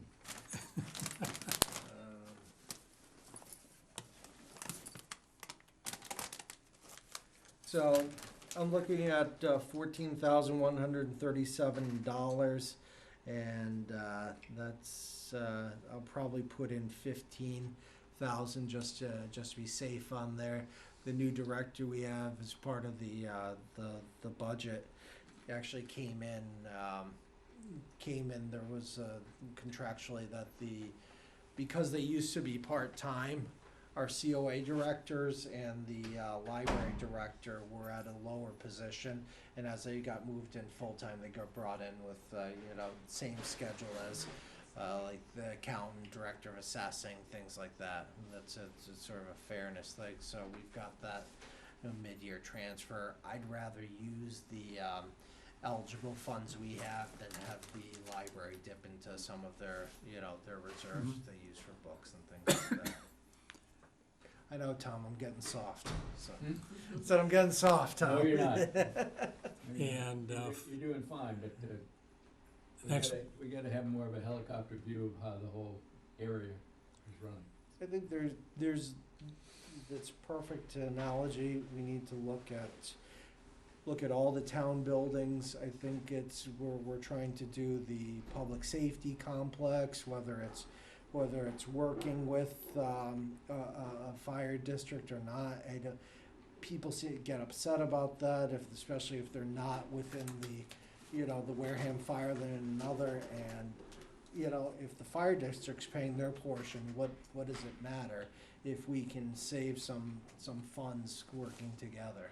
You know, it's. We don't have one computer system that does all of the computer work for the town, do we? Well, it depends on what you mean. So we use Viewpoint as our. But there isn't one department that is handling all payroll and all procurement and all of that stuff. Right, no, which would there's, include the fire departments. Payroll's water done departments and between, things like that. we do a lot of the school, we have to check their payroll, stuff like that too. That's accounting does a lot of that work as well. We've got through the HR, you know, for procurement, we have, you know, it's through my department, chief procurement officer. Some of the individual departments do have the ability to do some things like sewer and municipal maintenance to put their bids out. If I were just doing all their bids as well, you know, I might as well pack it in and get nothing done. So, you know, we also, the interesting thing is that when people come from a school district, from like a regional district to a town, it's a little confusing for some of them, because by the charter and standards, the town administrator is the chief procurement officer, can also limit the procurement for the schools as to what they can go out for as well, so. I didn't put him up to the computer system. I've been hopping that since I got here. Okay. Well, I mean, it just that the advances that are taking place, and that we ought to be able to anticipate and take advantage of them, because some of them are gonna be better information Yeah. quicker. Yeah, we use Harper's as a payroll system, so we use Viewpoint as which is a cloud-based system for our permitting, things such as that. I've started doing, the IT departments wrote some, basically some code, if you will, with the Viewpoint. So now we're using it for procurement, in that people can upload documents to it. It's instantly going to the accounting office, myself, and we have a complete tracking system of it, rather than going from desk to desk. And I can pull it up from here, look at it, read it, sign off on it. It's Asset still, control, yeah. you know, all of that sort of stuff is getting more efficient, and should be less overhead. we're also, one of the big things is, our IT director, we're lucky to have him. We're starting with some additional protocols for, for cybersecurity, especially monitoring, because let's face it, I've got 3 people in IT. One of them works full-time for Wareham PD. Who's monitoring at 2 a.m.? So it's, it's an impossible task, and municipalities we've been seeing getting targeted more and more. New Bedford's been hit. It's, so you wanna make sure that we're starting these. So we're working with a company that, I think in the future it's gonna be brought forward into the budgets Good. as an item, but we've got them going right away. Okay, gentlemen, I appreciate the conversation, but let's try and focus on what we're doing and get this finished for us, if you don't mind. The next one, Derek, is the fund the parking program. Yeah, I've been going through there because I think through COVID, I've still got some funds set over that we've used before. I don't think I need to pull out, but I'm looking at potentially some items, because that's all in a receipts reserved for appropriation account. On-site parking, that's all the kiosk money goes into there. Trying to look to see if there's a couple items that we can use to benefit the onset community. Can only be spent in onset, but a couple items. So I apologize, I don't have that number directly. I'm sure period lights are coming to some people's minds, but Not my mind. It's on Jody's books. In S4, with the transfer of available funds, any information on that? that should be that's the snow and ice, decus, and benefits reserve. Yes, okay, you're right. And we have the extra one that'll take care of that. And we've done the PEG access, although the selectmen better pick up the pace. Did you have the money, the number for that as well? I don't have the figure now. Okay, it's about 259,000. Usually it comes up in the motion itself. I think we voted on that last night. Yeah. You did, I'll have to check with, I would have thought you would have, but I may have overlooked it in transferring it to my sheet. Beg your pardon, okay, what are you doing back so early? Bernie, $259,934.12. I just finished my taxes, so we'll round down. Yeah, actually, for the motion, I have to include the 12 cents, believe it or not, because it's an in and an out. It's not me being pretentious, I swear. Okay, as far as the questions we had on particular items we had not voted on, we've addressed just about all of them this evening. So, under the circumstances, if there are any further questions, we can go on to our voting. If you don't have any others, issues like to bring up? I'll go down one by one, and I'll note those that we have to vote on. But we always review just in case someone wants to change their mind, bring up another one like Jody has indicated. Okay, on the annual, there's the election of officers. That'll be interesting. Doesn't even occur yet. Any recurring business, that's taken care of. Compensation of certain appointed officials. We need a motion on that. We have a motion to approve, please. I so move. Which one was that? Compensation. Number 3, compensation of certain elected officials. That would be the town clerk, the moderator, and the registrar. Yep. Norma, motion, did I have a second? I have a second. Any discussion? Being none, will the clerk call the roll, please? Tom, Yes. Jody, Yep. Norma, Yes. Bernie, Yes. Matt, Yes. myself, yes, 6-0. Mr. Chairman, members, I apologize, but thank you have a good night. Very nice meeting you officially. You want to take some snacks home with you? No, I'm gonna hit up something bad along the way. Have a good night, everyone. Thank you very much, Thank you, Derek. Derek. Article 6, the capital plan. That's the 3 roofs. Motion to recommend. No, I think the 3 roofs are in this, as a special 3. Spring, I believe. That's right, we moved them over to Yeah. special because their money's available Yeah. now should do it instead of now, waiting, yeah. right? Did you ever see the capital plan? Well, this is the question, what is in, annual number 6? Because it's a duplicate, and the only 3 things are the roofs. Okay, then I guess. That's all. nothing. And in the discussion, we suggested it'd be easier for them to move it into special. As I said, the availability of funds, more readily So available. 6 on the annual, we withdraw. We just Withdraw. Whatever. withdraw. Withdraw. See you later. Do I have a motion, please? It'll come in the fall. Defer. Vote, Motion to defer. We can't withdraw, we don't have the ability to withdraw. Right. Motion to defer to town meeting. second, Motion's made and seconded. Clerk call the roll, please. Tom? D, The motion is, by deferring, we're deferring it to the fall town meeting, is that what? We're deferring it to the floor town meeting, and To the Claire floor will town take the meeting. issue up, whether or not she wants to address this. She will have probably a consent decree. Okay. It's Yes. not unusual in the fall town meeting to take what's left of free cash, et cetera, and then do your capital items at that time. So this is Article 6, or is it Article? Article 6 on the annual. Okay, In the got annual, it. yeah. so Jody, yea or nay? Yeah. No? Yes. Vern? Yes. Matt? Yes. Myself, 6-0. 6003 for FY '23 budget. I move to accept. Second. Motion's made and seconded. Clerk call the roll, please. Tom? Yes. Jody? No. Norma? Yes. Bernie? Yes. Matt? Yes. Myself, yes, 5-1-0.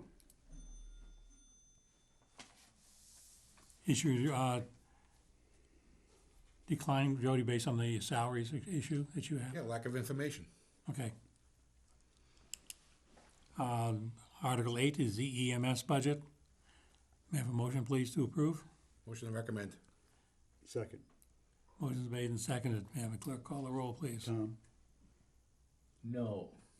Jody? Yes. Norma? Yes. Bernie? Yes. Matt? Yes.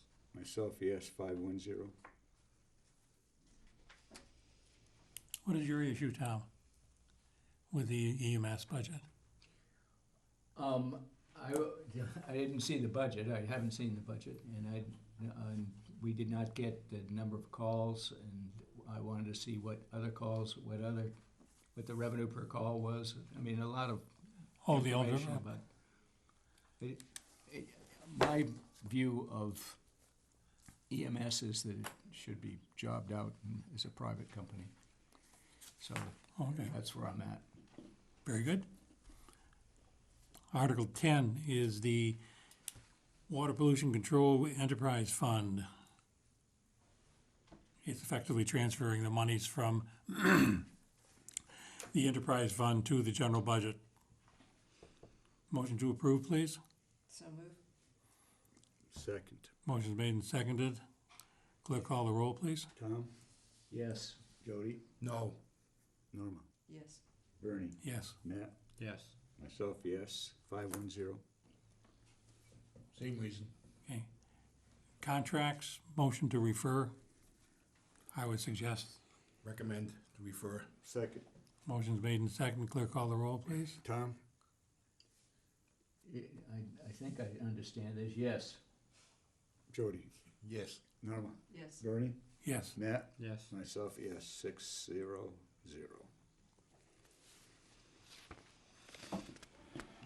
And the only one we haven't is the Article 25, and we've received notice that the petitioner is going to withdraw. So there's, I'll Do we put want, in no action. do we want to discuss Article 20, the bylaw amendment? Before we move on to special, or Mm-hmm. Which one you say? the Article 20, which is the bylaw? That's the one that, Peter's been here all evening and he's gone. Yep. That's He a- followed Derek out. Down the hallway. So Article Lucky 20, Derek. Article 20 is the, Amend the zoning bylaw. what's that? Yeah, Article 20 is I for think- Saturday, you're talking 26. I believe it should be, No, Article 20, we should move to accept the changes made to the already approved zoning bylaw. 26 is the name of the article, right? The article that we're the talking original article about. was, But the 20. the zoning bylaw article, Yeah, it's Article 20, the bylaw amendment. yes, but And in the special, Where's it here? it's S11. All right, well, S11 would be the, Special, to remove the, to rescind in rescind, its correct. entirety. that was what was presented tonight. Yeah, correct.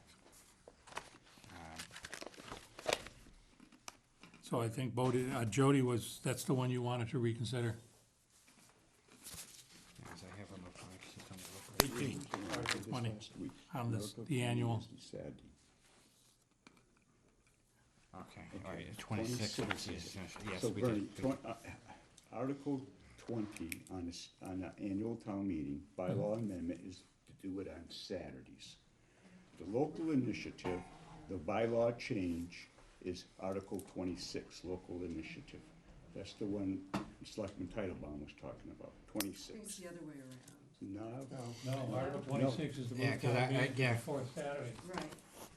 20, 'Cause I have- 20 is Saturday, Yep. 26 is the low income. Yes, It's like there's- we voted 3-1-1 or something like that last night. No, 26 is the local initiative, which is to move the town meeting. No, Try to take it back. Well, that's, we have it here, right, no, we looked it up on the, on what's printed online, and we had it as different. I will address it using the warrant.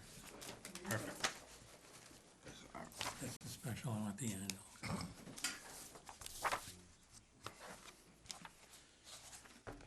Yeah, 'cause we went through this Oh, one I last can week, do we that. looked it up, and it was, That's not the this one I have. is what it is.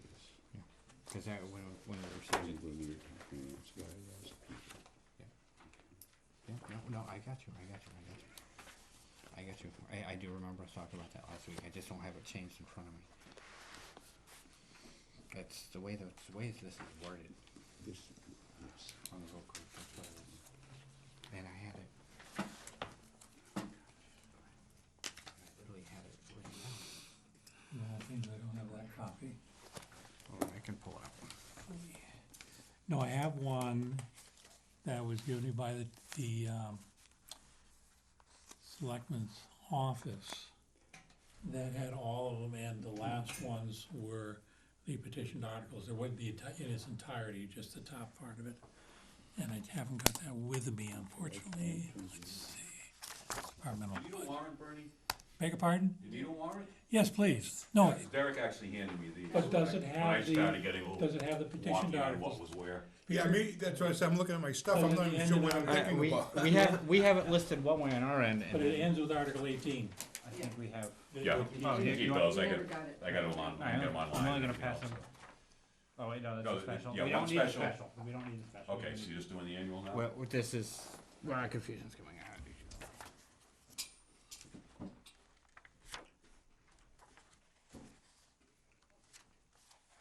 Ah, that's the one, yes.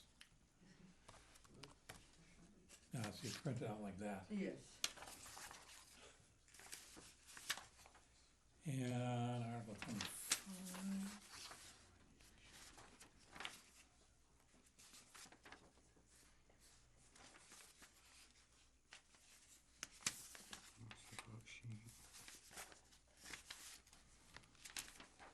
Seems to be.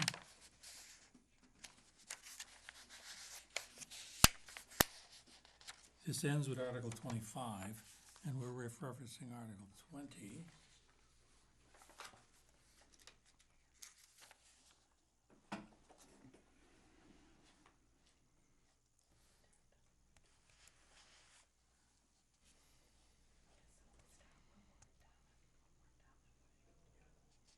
Yeah, Article 20 is the Saturday town meeting.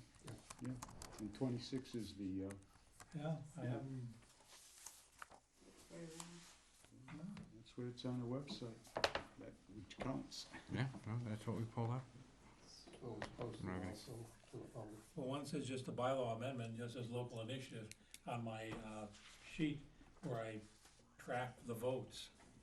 But okay, So it's we know what we're talking about now.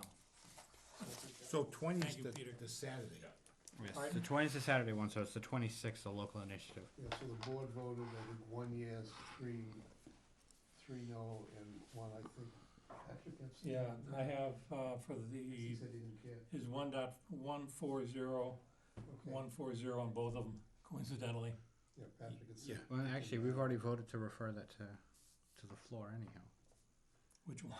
That's the 26th. 26 is to refer. Yeah, 26 we already have referred to the floor. And 26 is, The bylaw amendment. The whole language thing for the, Correct. Okay, which one would you want to reconsider though, Jody? then 26 Okay. is the language, Mm-hmm. Correct, which we have referred to the floor right now. okay. so it would be a change, you're suggesting a change. Yeah, I'm suggesting a change, What would to you reconsider. Then, Okay, make a motion to reconsider our vote. yeah, that would be the first motion, reconsider our previous vote on May I have a art- second on that, please? I'll second it. I think I get that right. Will the clerk call the roll, please? Tom, would you like to reconsider? Yes. Jody? Yes. Obviously. Norma? I'm willing to reconsider, yes. Bernie? Yes. Matt? Yes. Myself, yes. 600, we shall reconsider. Which article? Article 26. What- And that's, that That's- is regarding section 830 of our bylaw. Yeah, Which I believe when we voted on it before, we called, Article 20. Yes. yeah, that's why I'm scratching out things now, that's why I use red, so I know Okay. what I've changed. Okay. We all understand that Yes. the article numbers were different, but we got it changed. Yes. I think. Yeah. I don't see We're Kelly good trying to now. write this in her run. Okay, so we didn't, so we're not, so we referred So Article now 20 number- to the floor, So now number which is a 26. Saturday vote. Yes. Article 26, In we, exchanging that, we are So now I'll considering make a Article motion 20. to recommend Article 26. Yeah. Through an error. But we're considering the correct article that you would reference. What would you like us to do, Joe? Well, I'm making a motion to recommend Article 26 for Okay, I'll discussion. second it for discussion. For discussion. Okay, so for all the previous Okay. discussion Does we anybody have had, a second? Yes, I Yeah, second yeah. it for discussion. yes, Jerry, May I have a clerk call the roll? Discussion, Tom, yes?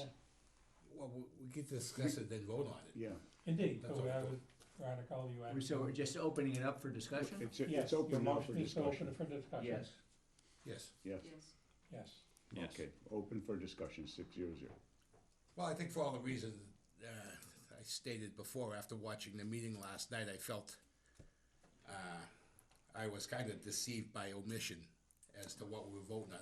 I was told it was a very we were told, excuse me, that was a very simple, basically a couple words change.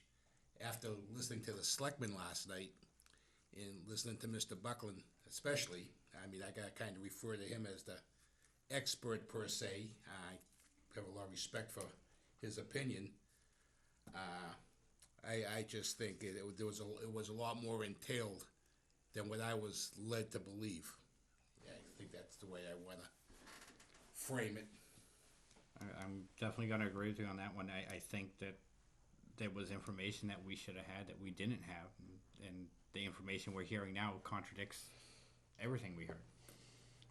And I think if they want to go forward with this, that they do need to sit down with, as it was offered to them, to sit down with the planning board and town council and go through it again. Any other comments? My understanding, it just won't get you to where we think we want to get to, is that right? Basically, And yeah. it'll open up doors to other problems. Won't do it, yeah. So we gotta get a warrant that gets to the objective for low-income housing stock. Comments, Barbara? I do think this is a very confusing issue, and I think it's, as it says, a new person to the committee, having not had all the history, I would have appreciated having a lot more information when we discussed it before. Yeah. It would have Jerry? also been helpful to have more than one viewpoint presented at that time. Jerry? No, I agree with everything that's been said. The man just You're the spoke man. on it. Man. And I will agree also, I don't feel it's appropriate to put the town at risk without having sufficient information. Well, we've got information it's confusing. I mean, it's contradictory. Okay, well, made our So we comments. gotta get what's right, I guess. Okay, So so discussion over, I'll close the discussion. okay, so I guess the vote is referred or not, so Tom, Wait a minute, or recommend or not, Tom? Now the vote is to recommend or not. or not, We yes need a or no? motion We need a to motion recommend. first. No, we just opened, we did, For that's dis- why we for discussed discussion. it. That, Yeah, but it's, That's over. I closed the discussion. Now we need a motion to approve. well, you make a motion, you can discuss it. I mean, that's. Yes, and that's all you do is discuss. You don't need another motion. Okay, I'll make a motion to recommend. Let's, I'll second again. Motion made and seconded. Clerk, call the roll, please. Clarification, Yes. you're recommending bylaw amendment, you gotta make a positive recommendation. okay. You don't So have to what do you- agree with it. In the vote, Okay, you voted gotcha, on okay, that. gotcha. You gotta make a positive recommendation to keep things I get it. consistent, for lack of a better word. I get it. Okay. Have motions made and seconded. Clerk, call the roll, please. Tom, This is calculus. ask Peter how to vote. You don't like the I'm article gonna vote, say though. no, because Okay, I'm a no. Norma, No, Bernie, no. Matt, No. myself, no, so it's 0-6-0. I had a stumper when I saw the votes from the selectmen. It was like, Article 22 was 0-3-1-1. I couldn't remember what the one was for. Present. Yeah, We're still not sure If that's- whether that really counts as, should it be lumped in with an extension, or should it be something separate? So there was some debate between a couple of the members last night. Since I don't typically abstain or vote present, as, I figure I'm there to make decisions, I stayed out of that dispute. well, I had to look it up. And I have one book on Robert's Rules. Print was too small to read probably, but then I had another one, Robert's Rules for Dummies. Neither one of them had an answer. So we all were There is reading, no right? It's answer. beautiful. Yeah, there's no answer. Pardon? There is no answer. No. call it an abstain. Then on the special, on the budget transfers, S1, which is indicated for the library, Oh, budget transfers. and there was another individual, the COA director, to bring them up as he characterized it, or refers to it as equity. Motion to recommend. Second. Motion's made and second. Any discussion? Clerk, call the roll, please. Tom, Yes. Jody, Yes. Norma, Yes. Bernie, Yes. Matt, Yes. myself, 600. And the transfer of available funds, What we number? have there with snow and ice was 30. Number 4. Yeah, S4. What happened to 2 and 3? We've already voted on 2. Wait a minute. Oh, fund the parking program. My apologies. I had a note, a mark there and I just passed over it. Motion to recommend. Second. Motion's made and seconded. Discussion?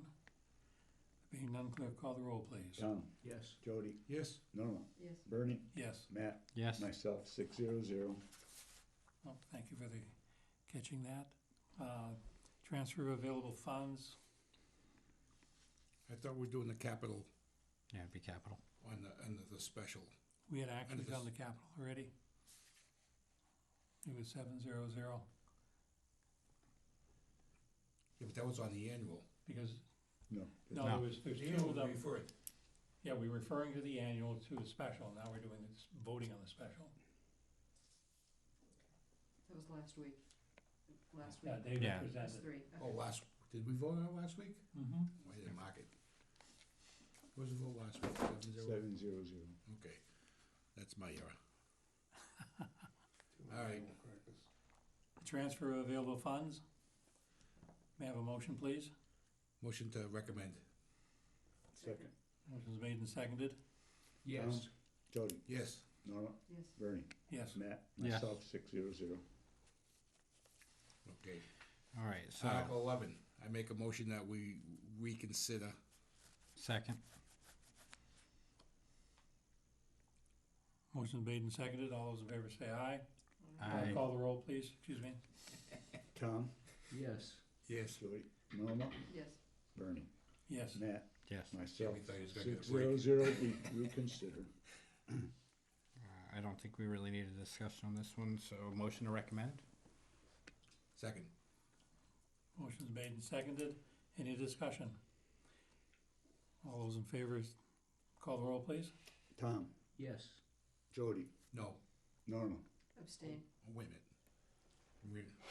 you okay? No, it should be a yes. Okay, so Tom's a yes, I abstain. you're a yes, I'm a- you're, Norma abstain, Bernie, Yes. Matt, Yes. myself, yes, so 501. I got tricked on that one. And Have another animal cracker. I don't we think, have everything. I need some volunteers on the special town meeting, Article 15. That's the solar energy.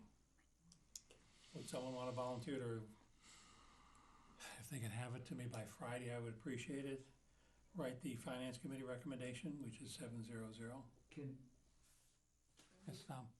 may we discuss 19 on the Annual? annual? Because tonight I heard that, I guess I knew there was two connected here Understood it. somehow. is that, it wouldn't work. We could not come up with the recommendations that were being made in terms of the the solar moratorium, that this would not do the job. Didn't Peter say that? Who said that? Something to that effect, but listen to That's our it. selectmen last, oh, go ahead, Alan can kinda explain what went last night. The question I have with the moratorium is, one, normally moratoriums come through Margaret Hurley out of the Worcester office, the Assistant Attorney General. And normally it's a statewide thing where they allow you to do a moratorium, as we did with the marijuana. This is an individual one piece, so they look at it a lot differently. And the question is, do you wanna go ahead and put a moratorium in? And then if Article, I think it was the 15, the actual solar bylaw committee, there's a good chance that would pass. If you put the moratorium in, it blows out everything that they've done, and you're gonna wait a year. And both of those articles have to go before the AG for approval anyways. I have rather strong thoughts on this. I don't have strong thoughts on a lot of things so far, but in a prior life, I was an energy lawyer, so maybe that's why this is especially interesting to me. Having read the AG's opinion, and I've said this before, I believe that the assistant, and once upon a time I was an assistant AG in Texas. I believe the assistant AG was suggesting that a moratorium was actually the better way to go on this. I have really strong reservations about the bylaws. I generally support what the bylaw committee is trying to do, but I think with the very late opinion that we got, I just don't know that they're gonna be strong enough to pass. I'm pretty sure they're not. And I think at least with a moratorium, we would have a little bit of protection to try to come up with something that will pass, and there are people actually already thinking about that. So I think, personally, I will support both the moratorium and the bylaws. I think the moratorium is the more likely thing to be effective in the long run. Yeah, we disagree, we agree to disagree. I'm sure we do, and It's I'm not, fine. I'm not a Massachusetts lawyer. I'm not able to give a legal opinion on this, but I do know how to read a legal opinion, and I do think the moratorium is at least worth a try, and it may be our better protection. The problem with all of this is, doesn't matter what we all think, is that the state of Massachusetts is basically, with the governor, has made a commitment for a ridiculous number of megawatts to be done, and the Attorney General's work for the governor at the end of the day, and the pressure is huge for them to not do anything to disturb things. And Peter explained about a particular rule that came down for solar energy back, was it 80 somewhere? 85. 85. I'm So- aware of that. I understand So that. our chance of getting anything through is slim, but I don't want to be disrespectful to the solar committee, who spent a lot of time to put Oh, no. something in place, which at least there's a chance it could pass. I There's agree. no chance I it may- agree that it may not. I agree that we should support what the bylaws committee has done. I believe they've been an extreme disadvantage because of how late the opinion came out. And I do believe that what the AG was saying is we've gotta have a lot of support for anything we do, and I'm not seeing it in what I've read. I've suggested that there are ways that we might be able to cure that to some extent. I'm not terribly optimistic, but I still do support what the bylaw committee is trying to do. I personally think what we should be focusing on more is cutting down the trees, figuring out how to address that issue, since I think that's the biggest, certainly environmental concern that we have. And that's gonna require a lawsuit to the state. I wouldn't be surprised if that's true. But I will say, I don't think there's any reason not to do the moratorium. I think it's definitely worth a try. It's sort of like, what do they call it? It's belt and suspenders to me. Yeah. The bylaws and the moratorium are belt and suspenders. And maybe they all fail and our pants fall down, but at least we've tried. Trish? Yeah, I just wanna say I attended the planning board committee meeting this week. They have an associate, member who has worked for the energy companies. Yep. Sitting in, and she said exactly what Norma said, is, Full disclosure, she's my wife. ah, And we talk about this all the time. anyway, it's two people with knowledge from opposite sides of the coin, both saying we should put both of them up. There's not a conflict. If they both pass, there's actually a protection, because the chance of what the solar committee goes up again will be thrown out again, and we'll be left wide open with nothing. So that's two experts in two different panels for what it's worth. I'm not gonna call myself an expert. She truly is an expert. Two knowledgeable people in two committees saying the same thing. My expertise is with the state and federal government, and they're the ones who make the decision. I appreciate that. And you are Peter, wanna correct. comment?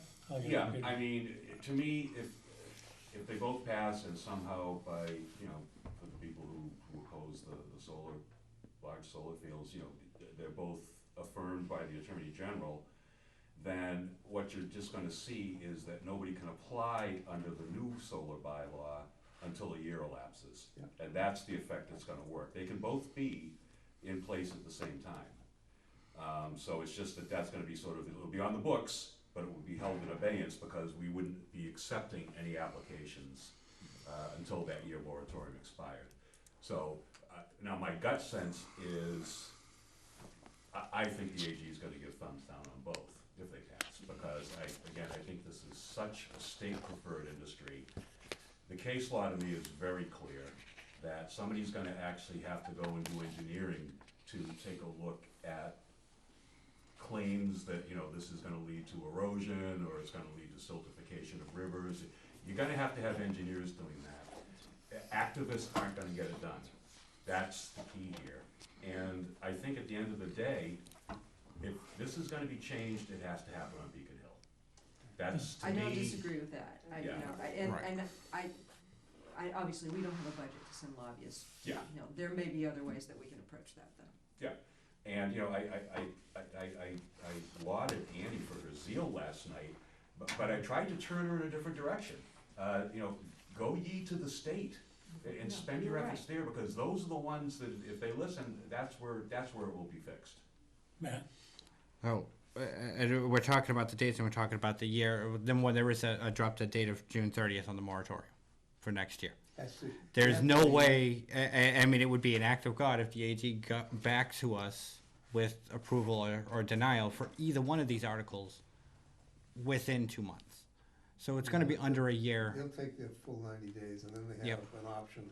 And then So it's gonna be less than a year before the new law would go into effect with well, the new law would go into effect if the bylaw passes. And you But the already have- moratorium would at least stop anything.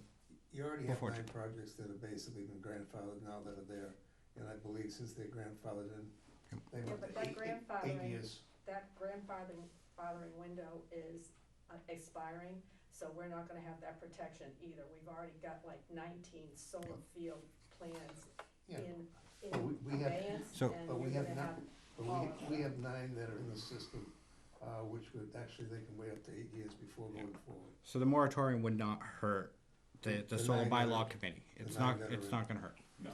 at all. It's not gonna hurt them, but at the same time, it's, you know, you have the 2 things, and I'm not sure how the AG's gonna look at the 2 and say, what are we doing here?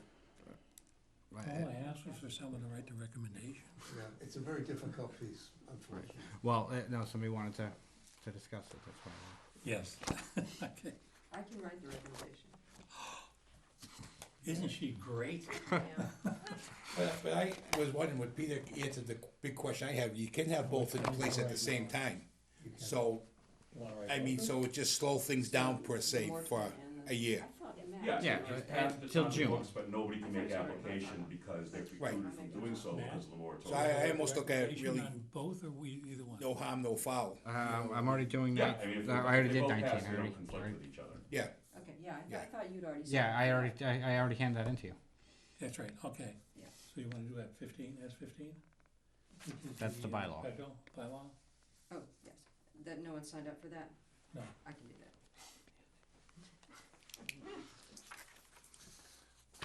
so having heard that whole conversation, we're just leaving 15 alone. Is Right, that the, Yes. but we just relitigated it. And didn't change anyone's mind. Oh, I think we're all set then. Yeah, Is everybody satisfied with that? Yes. Good, excellent. Another opening we have is the length of the lease for the Tremont Nail. I think I did that today, as a matter of fact, so I'll put my name down.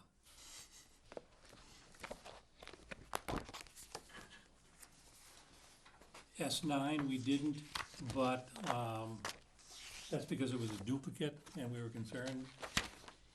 We approved it on one and the other, so whichever it's gonna pass, and I'll clarify which one Claire is, going to allow come to the floor, and she'll do the consent agenda on the other one. And the last two, just the budget transfers and the fund the parking, and some of those, what I've been doing is to an advantage, I'll cut and paste from previous ones that we've had. The explanation's the same, we're transferring the money Yep. to do the same thing. I agree with that. And as in the past, he the ones just- who have written the explanation will do the presentation at town meeting.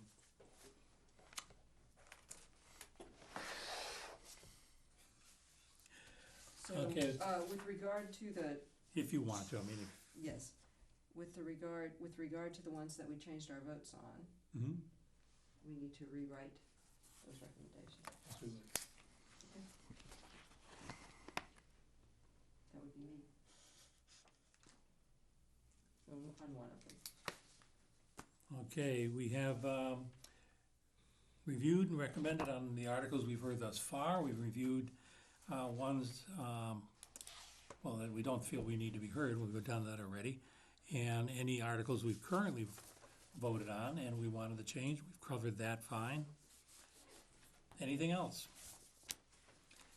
Did you vote a recommendation on S11? Yes, 501. Yes. Okay. Thanks.